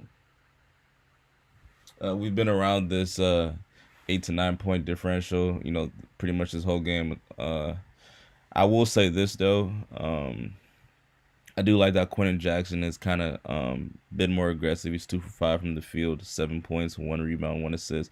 Same with Trace Radford, 7 points, 3 rebounds. He's 2 for 8 though, so he's gonna have to step it up. Quentin Jackson also has to watch those turnovers. They got to give Henry Coleman III some help, even though it's kind of crazy though when you think about we're 5 minutes in to the second half, he hasn't scored yet. So Henry Coleman, hopefully you can turn that around. Start pretty much getting to your spots the way you were in that first half. You might just be able to help Texas A&M get back in the game. we go over to Tennessee. Kennedy Chandler has 12 points, 4 rebounds, 4 assists, 4 for 6 from the three-point line. Damn, he is shooting that thing. He's got 2 fouls. He's got to watch those as well. We saw what happened with Oscar Tshiebwe yesterday. He was just racking up fouls, and before you know it, when Kentucky actually needed him, he was fouled out. So hopefully Kennedy Chandler can watch those fouls. Josiah James, 8 points, 6 rebounds, 2 assists. He's 3 for 10 from the field, though. So hopefully he can turn that shooting drought over and start knocking down some baskets. Santiago Vescovi, 6 points, 2 rebounds, 4 assists. Great game for him, 2 for 6 from the three-point line. Fulgerson, 5.7 rebounds. Great game from him. Besides that, yeah, Tennessee is still in control of this game.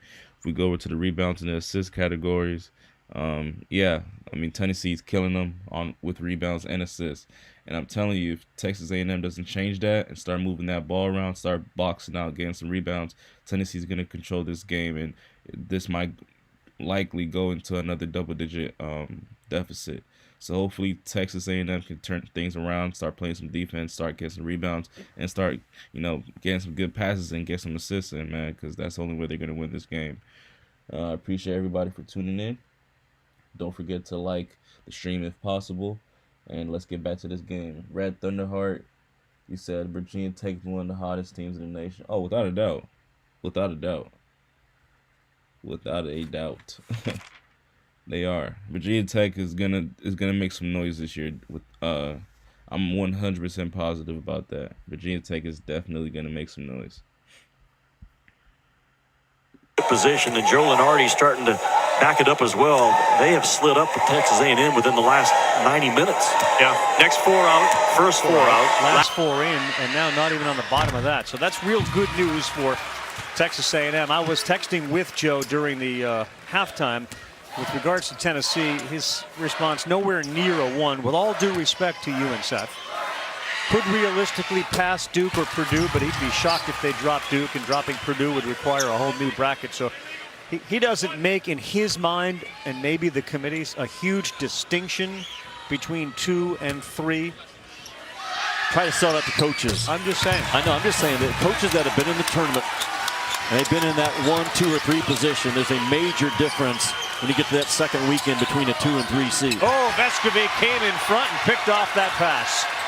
Andre Gordon turned it over. And Vescovi looked like a free safety who got a good read on a ball. And now he'll try to bury a 3, and he does. Santiago Vescovi, defense and offense, and the lead grows to 14. And Buzz Williams almost ran into his own ball dribbler, Hassan Diarra, to call a timeout.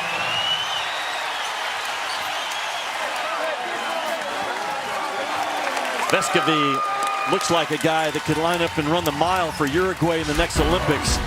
That's the type of special athlete and condition that he has. Constant movement, constant motion. His speed is underrated, and he will wear you out with off-ball movement. The vicious cut, boom, right out to the three-point line. Get the ball reversed to him and find him on the backside. Santi Vescovi, nothing but the bottom of the net. Rocky Top starting to roll on Selection Sunday.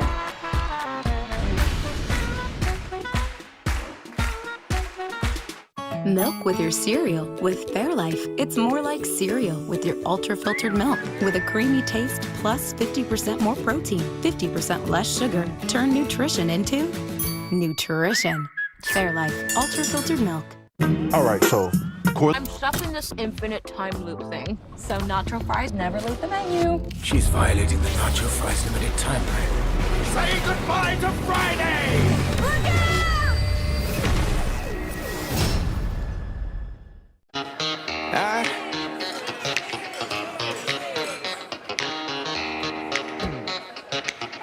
Superstition ain't the way.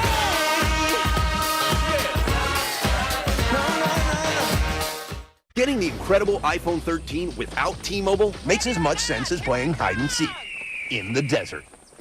Really, guys? T-Mobile has more 5G bars in more places. And now, when you switch, you can get iPhone 13 on us at T-Mobile. I'm the latest hashtag challenge. and everyone on social media is trying me. I'm trending so hard that hashtag common sense can't keep up. This is gonna get tens and tens of views.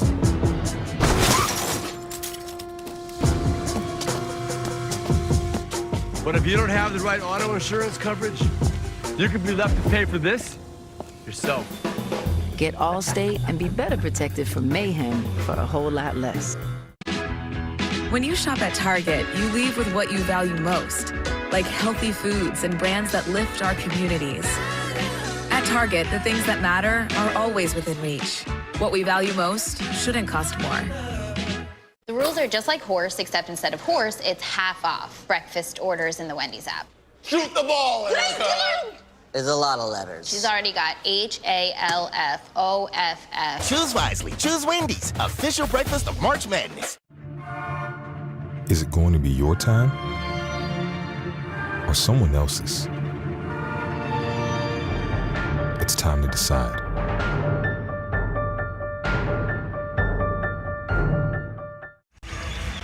Welcome back. Timeout, 43-29. Look at the eavesdropper. Look at the eavesdropper. Marty, the huddle crashing. What did you find out there? That is intensity personified right there, ladies and gentlemen. I'll tell you what I learned. As Tennessee players made their way to the bench, Rick Barnes looked at them and said, that's who we are.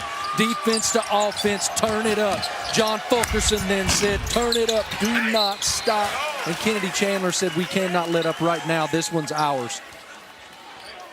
The same look I have when my wife Tiffany says, James Joseph, get in here. You put your hands to your ear, too? Both of them, I bet. Lean in. Yes, yes, dear. Marty has worked, man. He has worked. Great stuff, Marty. Ziegler with the foul. Coleman with the free throw.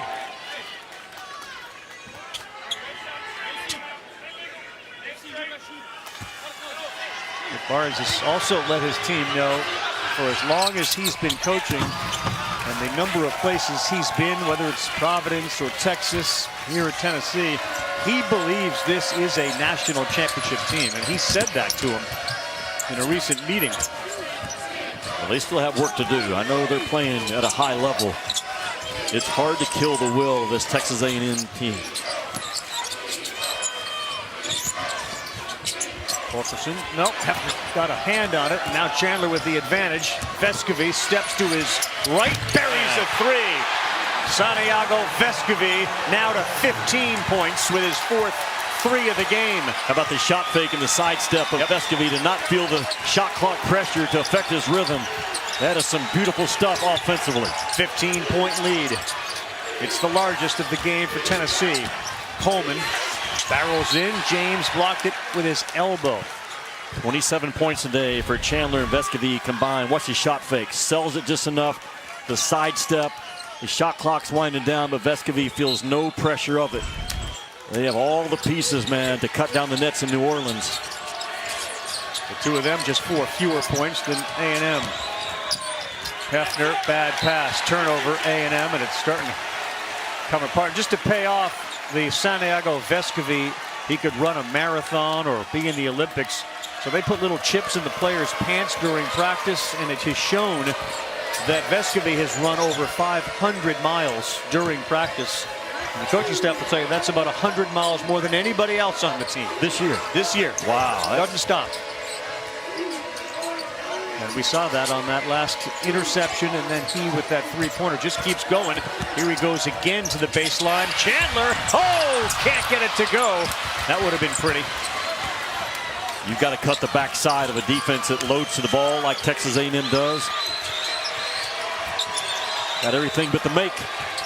Quentin Jackson may have to take over this game. Taylor draws contact, throws it up, no foul.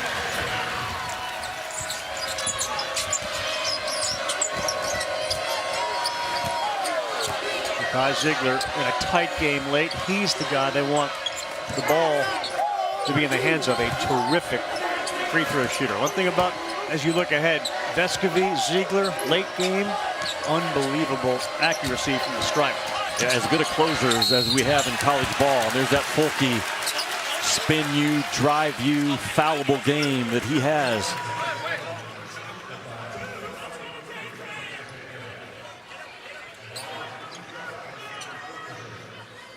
As Fulkerson gets set to take the 2 free throws, we remind everybody later on CBS, the exclusive bracket reveal of the matchups for the NCAA Men's Basketball Championship during their annual selection show, 6 Eastern, 3 Pacific. Of course, CBS. And then you get everybody breaking it down on ESPN. Ravi, John Fulkerson had 24 and 10 against Arizona. And Koloko and that front line is as good as there is in college ball, and he had his way with them. The depth of Tennessee is probably undervalued and understated. He's such non-traditional big man. Yeah. They don't do anything. They can go back to the basket, back you down. Taylor pull-up 3, knocks that down right in front of Buzz Williams. That'll get him going.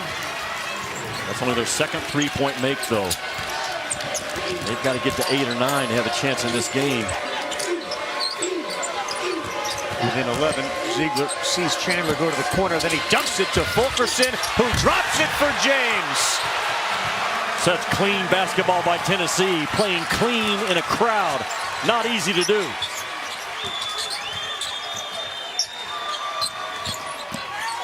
Taylor, did he get away with an extra step or what? 49-38.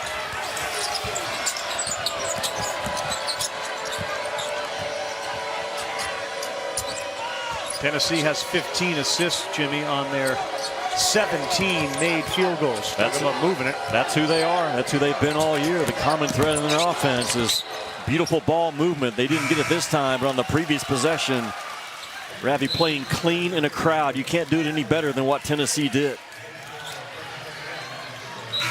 10 turnovers for Tennessee, and we're not yet at the 12-minute mark, 12:05. We talked yesterday about Tennessee's ability to get the ball to the third side of the floor.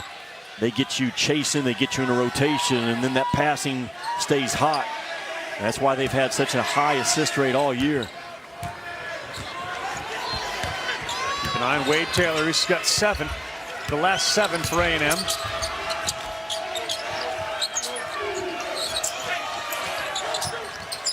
He's open again, and he will fire a 3, and that one's no good. Cash keeps it alive.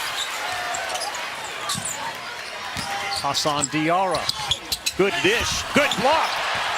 Josiah Jordan-James, has he been outstanding defensively? Just went and ate it up, didn't he? As a recovery defender. Man, that is special. Ziegler got it. Right in front of the bench, high arcing 3, Zakai Ziegler. His first points of the day. Jackson needs it, and that's way short and way off. And Quentin Jackson, maybe he's feeling it a little bit. 2 of 6 on the afternoon. Again, 4th consecutive day that the Aggies have played high-intensity basketball.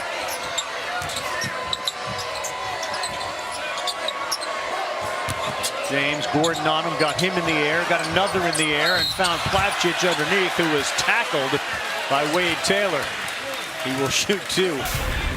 Ravi, Tennessee, Rocky Top, clicking on offense. Their entering passing has been unique in terms of how they get it done in a crowd. They're winning the body below plays around the rim on the defensive end. And then the 3 ball is such a weapon for this team. Multiple guys with great releases. Little Double Z is one of them.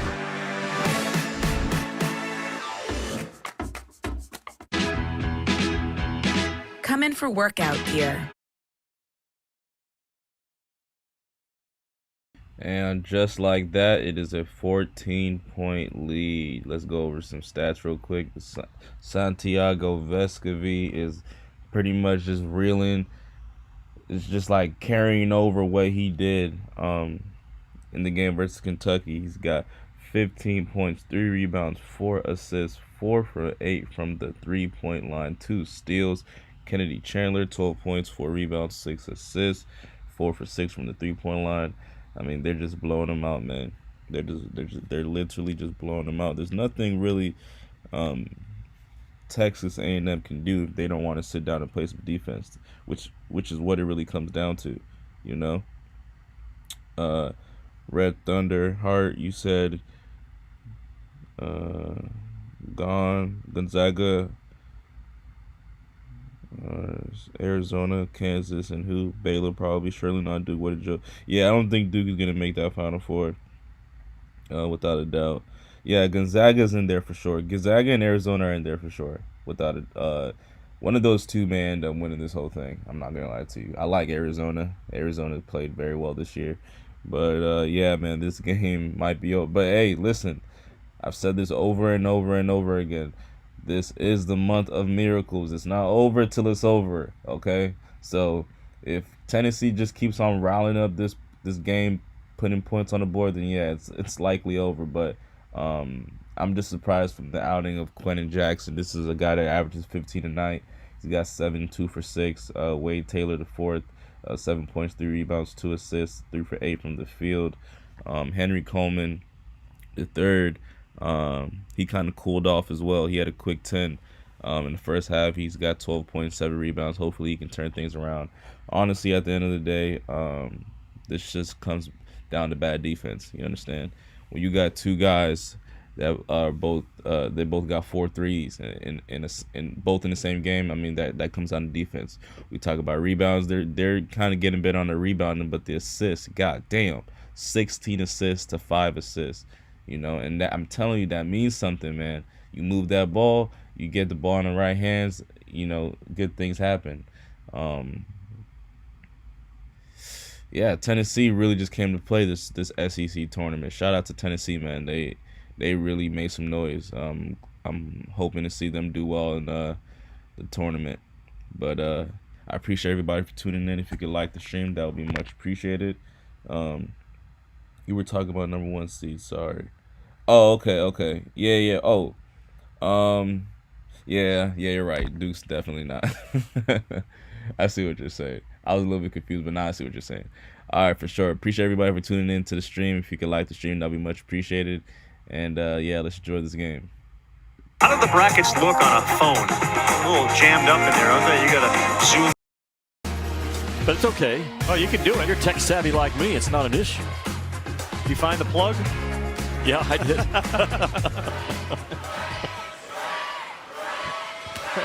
Here's Uroš Plavšić. So 10:47, Jimmy. A half to go. Is there a 14-point comeback in A&M against this team? The transition game off their defense has to escalate. In the first matchup, the Aggies had 29 points off of their defense. They have 7 today. And that's a big gap to overcome. Tennessee doesn't turn that ball over, that 3-guard lineup, so you can't get those runouts. Right.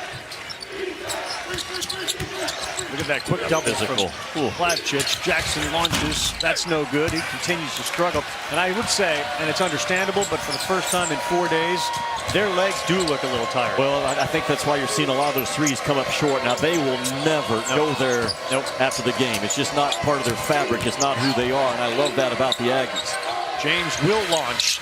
That's good, and they do have the legs, and they are burying threes. Now 50%, 11 of 22. It's been Chandler, Vescovi, and James.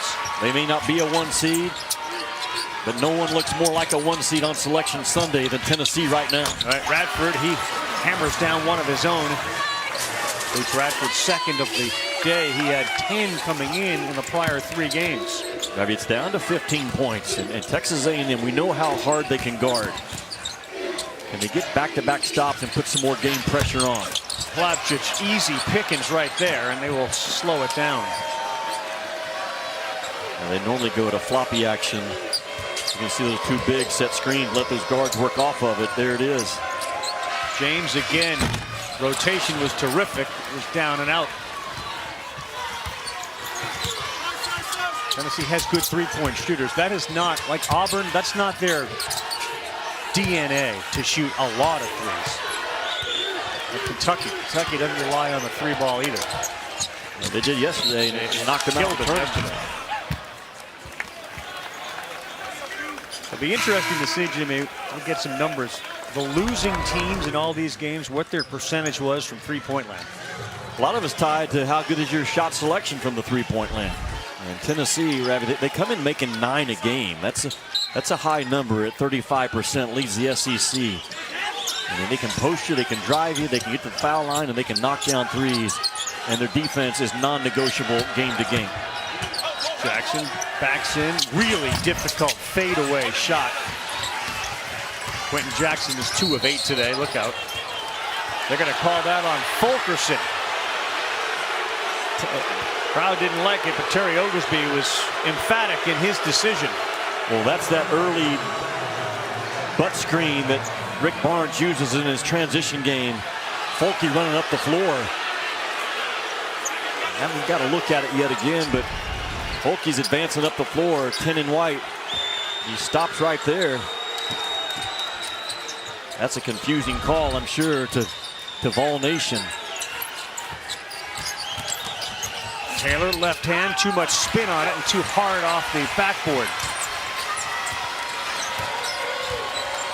15 points and a minute off the clock from the last time. It was 15 and we checked.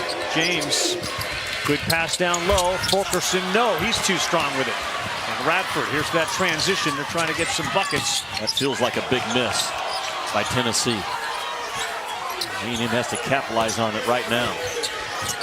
Give credit to the Vols defense when they got back in a hurry and a charge on Taylor.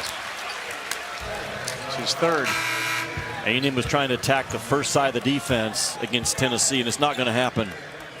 They are too well built on that end of the floor.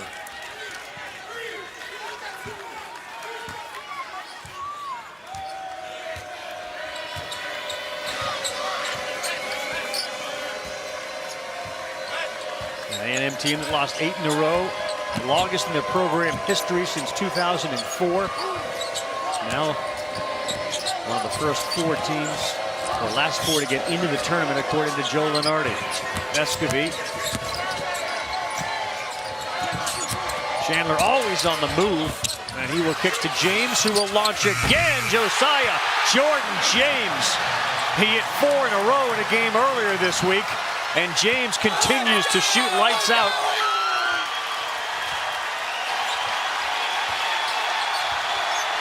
$18-point lead.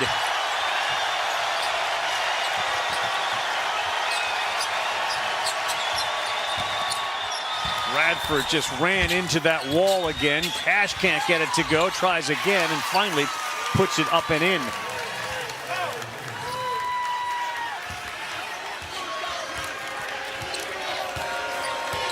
This is the player that Tennessee had thought they were getting all along in James. He's really added an offensive game to what was an outstanding defensive game, a leadership game.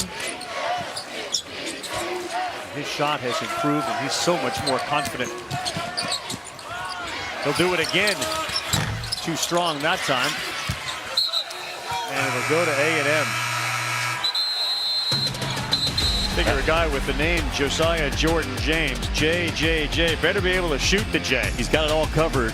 Josiah from the Bible, Jordan from Michael Jordan, and ball in is Rocky Top. I thought it was James for like Jimmy, like he's got that covered too.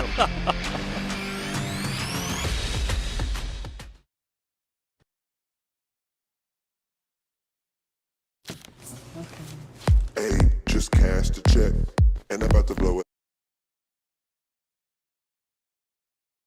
Yeah, now it's starting to look like this game should just kind of be done now, honestly.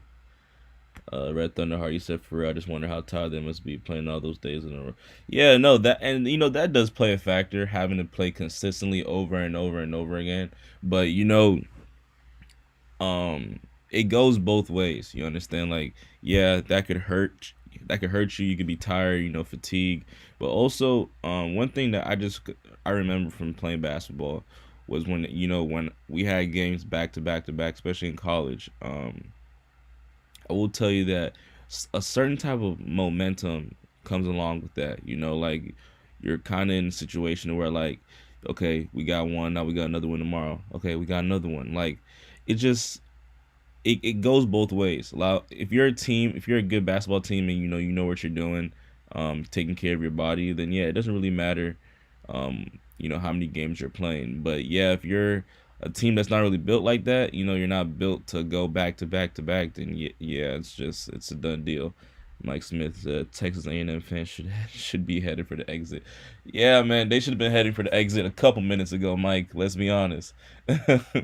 They should have been heading for the exit a couple minutes ago. This game is looking a little bit.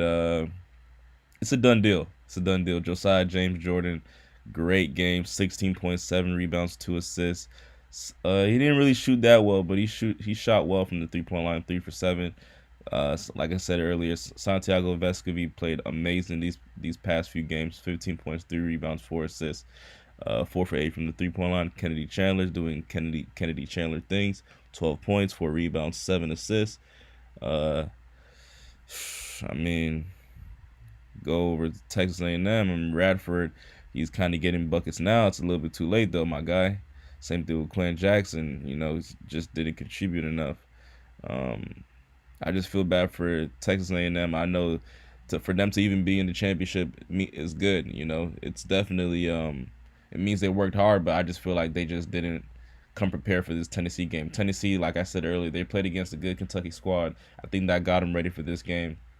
But also, Texas A&M, they basically destroyed Arkansas. You would think that they would come in here with a little bit more confidence than what they came into display today.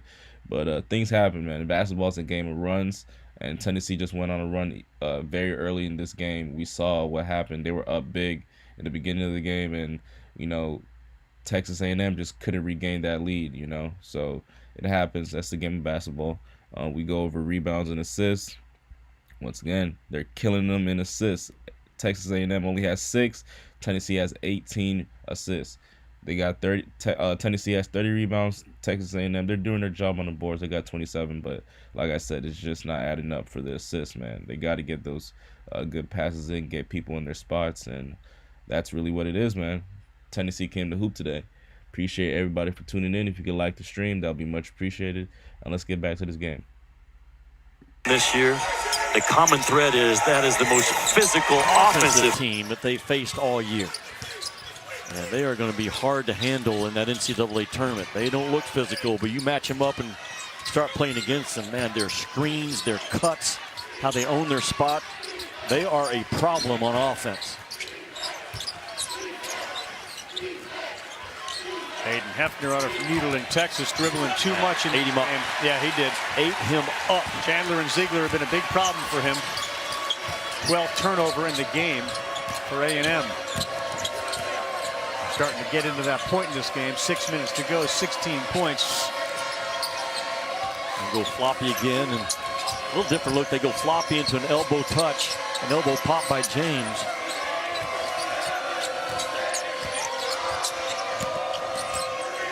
Vescovi dumps it off, and Fulkerson with a big-time flush. How many times has a Tennessee Vol left their feet to pass in the paint, only to find a cutter for a dunk? Contact, no foul on the ground is A&M, and it's volunteer basketball. And now you can start to feel the celebration starting to begin with the folks clad in orange here today.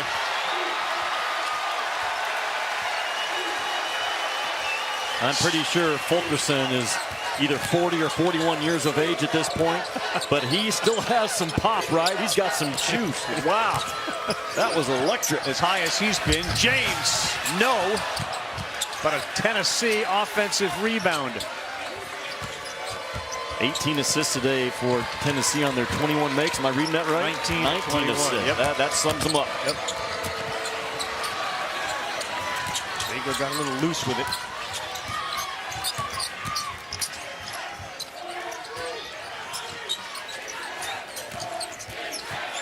Cannot drive the ball all game long. There's one as I say it, but that's been very rare to drive the ball. Delete the drive. Tennessee has thrived on it in this game. Vols will take a timeout. 61-43. Vols getting closer to their first title since 1979. 45.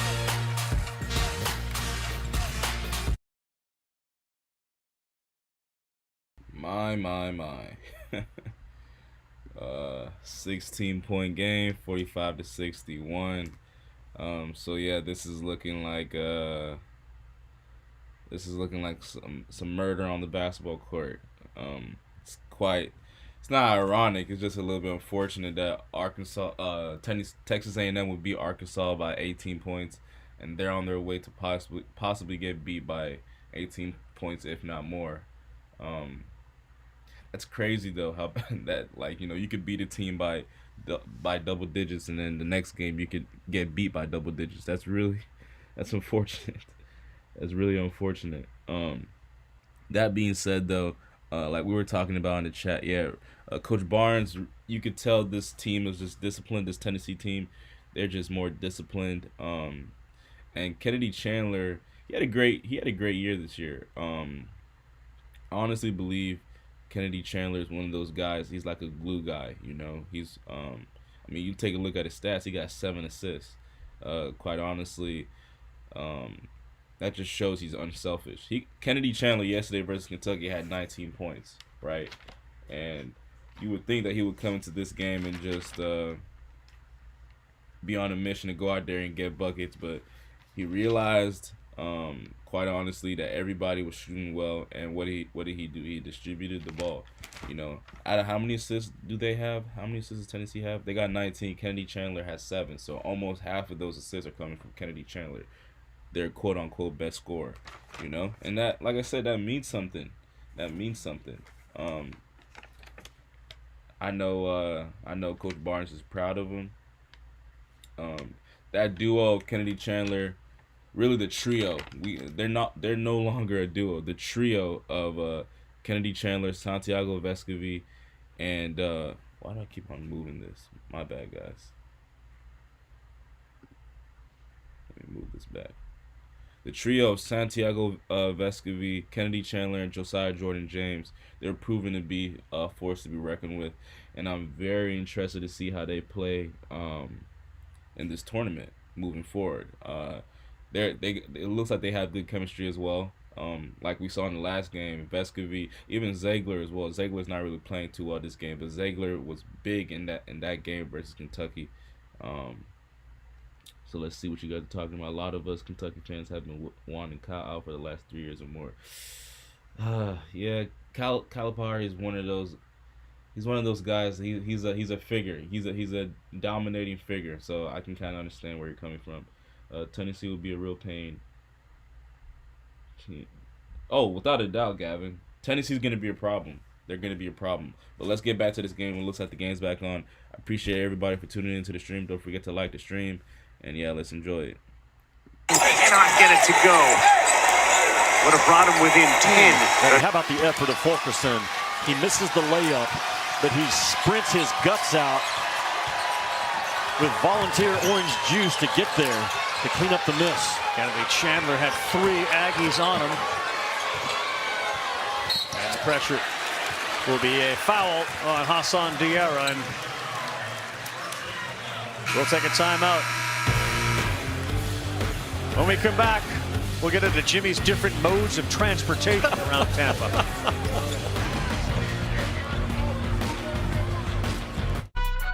A practice spicy. Well, that was a quick timeout, but I mean, if I'm Texas A&M, I'm just trying to run this clock out. I'm not gonna lie to you. 2 minutes is a lot of time, though. We are in the month of miracles, but I do believe this game is over. So great season for the Tennessee Volunteers, number 2 seed in the SEC. They end up being 26-7 to end the season. Let's just go over some quick stats. Kennedy Chandler averaged 13 points a game, 3 rebounds, 4 assists this season. Santiago Vescovi, 13 points a game, 4 rebounds, 3 assists. Josiah Jordan-James, 10 points a game, 6 rebounds. Zakai Ziegler, 9 points a game, 2 rebounds, 2 assists. And Olivier, I always mess up his last name. Ncaa, Olivier, 8 points a game, 5 rebounds, and an assist. So great showing for Tennessee. Like I said, I'm very interested to see what they do moving forward in this tournament. They will be a pain. Like Gavin, you're right. Red Thunderheart, Texas A&M deserves to be in the tournament. They do, though. They had a great year too, though. It's unfortunate what's going on in this game, but they had a great year too. So they do deserve it. They do. You're right. But there's no point of them being in the tournament if Tyrese Radford and Quinn Jackson aren't going to go out there and do what they're supposed to do. You know, Quinn Jackson, their #1 scorer, he's averaging 15 a night. He's got 9 points, 2 rebounds, 3 assists, 3 for 9 from the field, 0 for 2 from the 3. So what's the point of getting in the tournament if you're not even going to produce? You know, so those guys got to go back on the drawing board. If they do end up being in the tournament, then they have some tough decisions to make regarding players and their jobs. Players got to go out there and do their jobs. That's how it works. But let's see if this game's back up, and it is not. So we can continue talking. Moving forward though, yeah, I do like Arizona.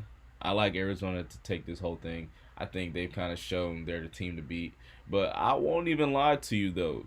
Kansas, with Remy Martin and that whole team, McCormack, and just that whole group of guys, Kansas looks nice, too, though. I know, we weren't really talking about them in the chat, but Kansas also looks really good, too. I will admit, Kansas looks good. Good job, Tennessee. Yeah, they play well. Tennessee played amazing today. They pretty much played well this whole tournament. I do believe that, I'll say this over and over again, I think that Kentucky game just made them ready for this game. That Kentucky game, they almost gave away that lead, and, they ended up rallying together, and they beat a good Kentucky team. I think that's pretty much what gave them that energy, that stepping stool for this game. Arkansas is a great team, but they just weren't that good, I know I don't know if there's any Arkansas fans in here, but basically I think Texas A&M just wasn't prepared, because this whole game they've been down, which is crazy to think about, because Texas A&M is such a great team, but this whole game they've been down. They've never been close to inching away at the lead. I think what was it, like 6 points or 5 points they were close, something like that. But this whole game they've been down by pretty much 8 to 9 points, and Tennessee made it into the double digits. But yeah, I appreciate everybody for tuning in. Hope you guys enjoyed this stream. Red Thunderheart, you said yeah. Kansas looks really good. I did mention them here way up. Oh, okay, my bad. I forgot. I'm not gonna lie. Yeah, Kansas looks amazing. Honestly, Coach Self did a good job with them. Let's get back to this game to finish it off. Best in the world, Ravi, but I will tell you, I'm so full of gratitude above all that they just put that Jimmy jet ski graphic on the television screen, because now I am no longer the creepiest thing that was on this broadcast today. You mean listening into the huddle? There's an NIL deal waiting for me when I get home to Arkansas from some jet ski company. Oh, without question. Right? Keep fishing.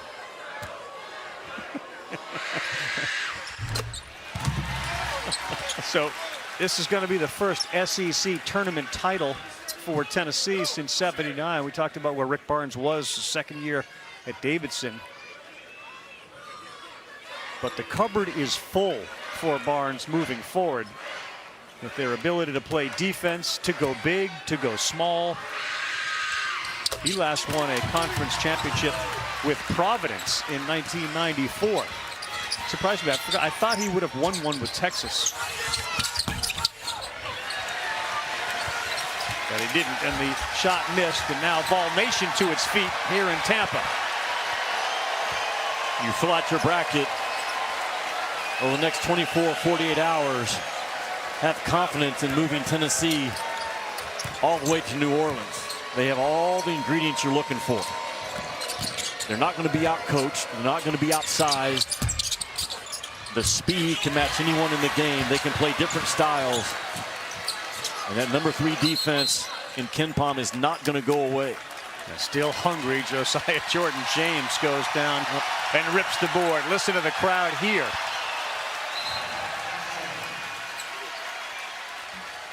We talked about it yesterday. It applies to A&M, but also applies to Tennessee. There's a real difference in belief in how you're supposed to play and conviction. And Tennessee has tremendous conviction. I've been in multiple film sessions with them this year. Their player-to-player accountability, their player-to-player questions that they ask, how they communicate, the resiliency. There's no silliness in that squad whatsoever right now. And those 2 freshman guards have flip this program from last year to this year. They're the real deal. And think about it, when you start to first see these guys in November and then December, January, what the biggest difference is, who's taken the biggest jumps. Chandler is on that list, especially on the defensive side. Well, he was a ball watcher, and Rick Barnes sat him down and had grown man conversations with him, and as a result, he's got a point guard good enough to cut down the nets, and he knows it. Here's what I want you to know. We've beaten 2 top 5 teams. We are a national championship contender. I'm telling you. You better know that. We got to keep going. We got to keep going. Push and P, baby. Yeah, push and P things become something very real. It's been on the internet. You know, the rapper Gunna, that was his title song, and it allegedly, according to Barnes, who was informed by folks, it has to do with a positive phrase about being real with someone, and this is a team that has to be real with each other. He demands that. If you have to ask what push and P means, you're not pushing P. And Rick Barnes is a guy that's such a great communicator all the way through. He changed who he was as a coach. I mean, God grabbed a hold of his life back at Texas and completely changed how he coaches, but the fabric of who he is, the backbone of what he stands for, is the real deal. His faith was authentic to him, and his guys responded at hard, tough love coaching. And looking at a potential national champion finishing off this game. Now Chandler lays it up and lays it in. He'll get fouled. A little flex for the Volunteer crowd here. The 2 biggest stories to come out of this tournament, A&M working its way into the Ncaa tournament, and Tennessee reminding everybody, in a league that's got Auburn and Arkansas and Kentucky, we are the best playing right now. They are. And Alabama, with the wins they had early, they've struggled a little bit lately, but don't be shocked and surprised to see Alabama get it rolling at the right time again. I don't think there's any doubt that Texas A&M, even with the outcome today, is going to stay in that bracket. They slid up 1 spot according to Joe Lunardi, who's been so accurate. And what a week by Buzz Williams and his guys that come from nowhere. Bunch of pit bulls. I'm going to believe they have worked themselves in. And that's a heavy loaded field out of the SEC this year. Really well done. They're going to blow the whistle with literally about 1 second on the clock, barring a shot here to keep it going. But Rick Barnes and the Tennessee Volunteers all raise their shirts. They are the SEC tournament champions.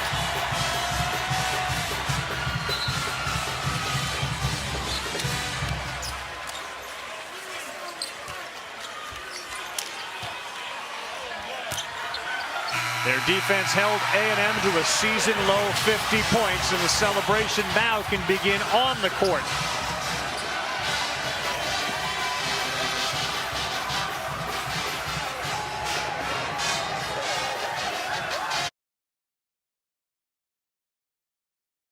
And that's a wrap, folks. Shout out to everybody in the chat. Shout out to Red Thunder Heart. Thanks for talking in the chat. You said Kansas does deserve a #1 seed. Take care, everyone. God bless you, man. Appreciate you for coming in. Final 4, Virginia Tech, Tennessee, Kansas, and ooh, yeah, I don't know. It could be Gonzaga. It could be Arizona. You know what? I'm gonna leave that to you guys. I don't want to say something and be quoted on that, but yeah, to talk about this game, honestly, Tennessee was just a better team. They had better firepower. This is why I thought Kentucky was going to beat Tennessee yesterday, was for the fact that I thought Kentucky just had a little bit more. With Shebway, Severe Wheeler, Ty Washington Jr. I thought that they just had more. Gavin, have a good day. You have a good day too, Gavin. I just believe that Kentucky had more, but Tennessee just looked like they had more heart. They had more dog in them, which is ironic because most college power teams, they got a lot more. They're dogs. They act crazy. They're hard on defense, whatever the case may be.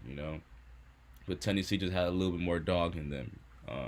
But shout out to Texas A&M. They had a great season. To even make it to the championship means something, regardless of how they played today.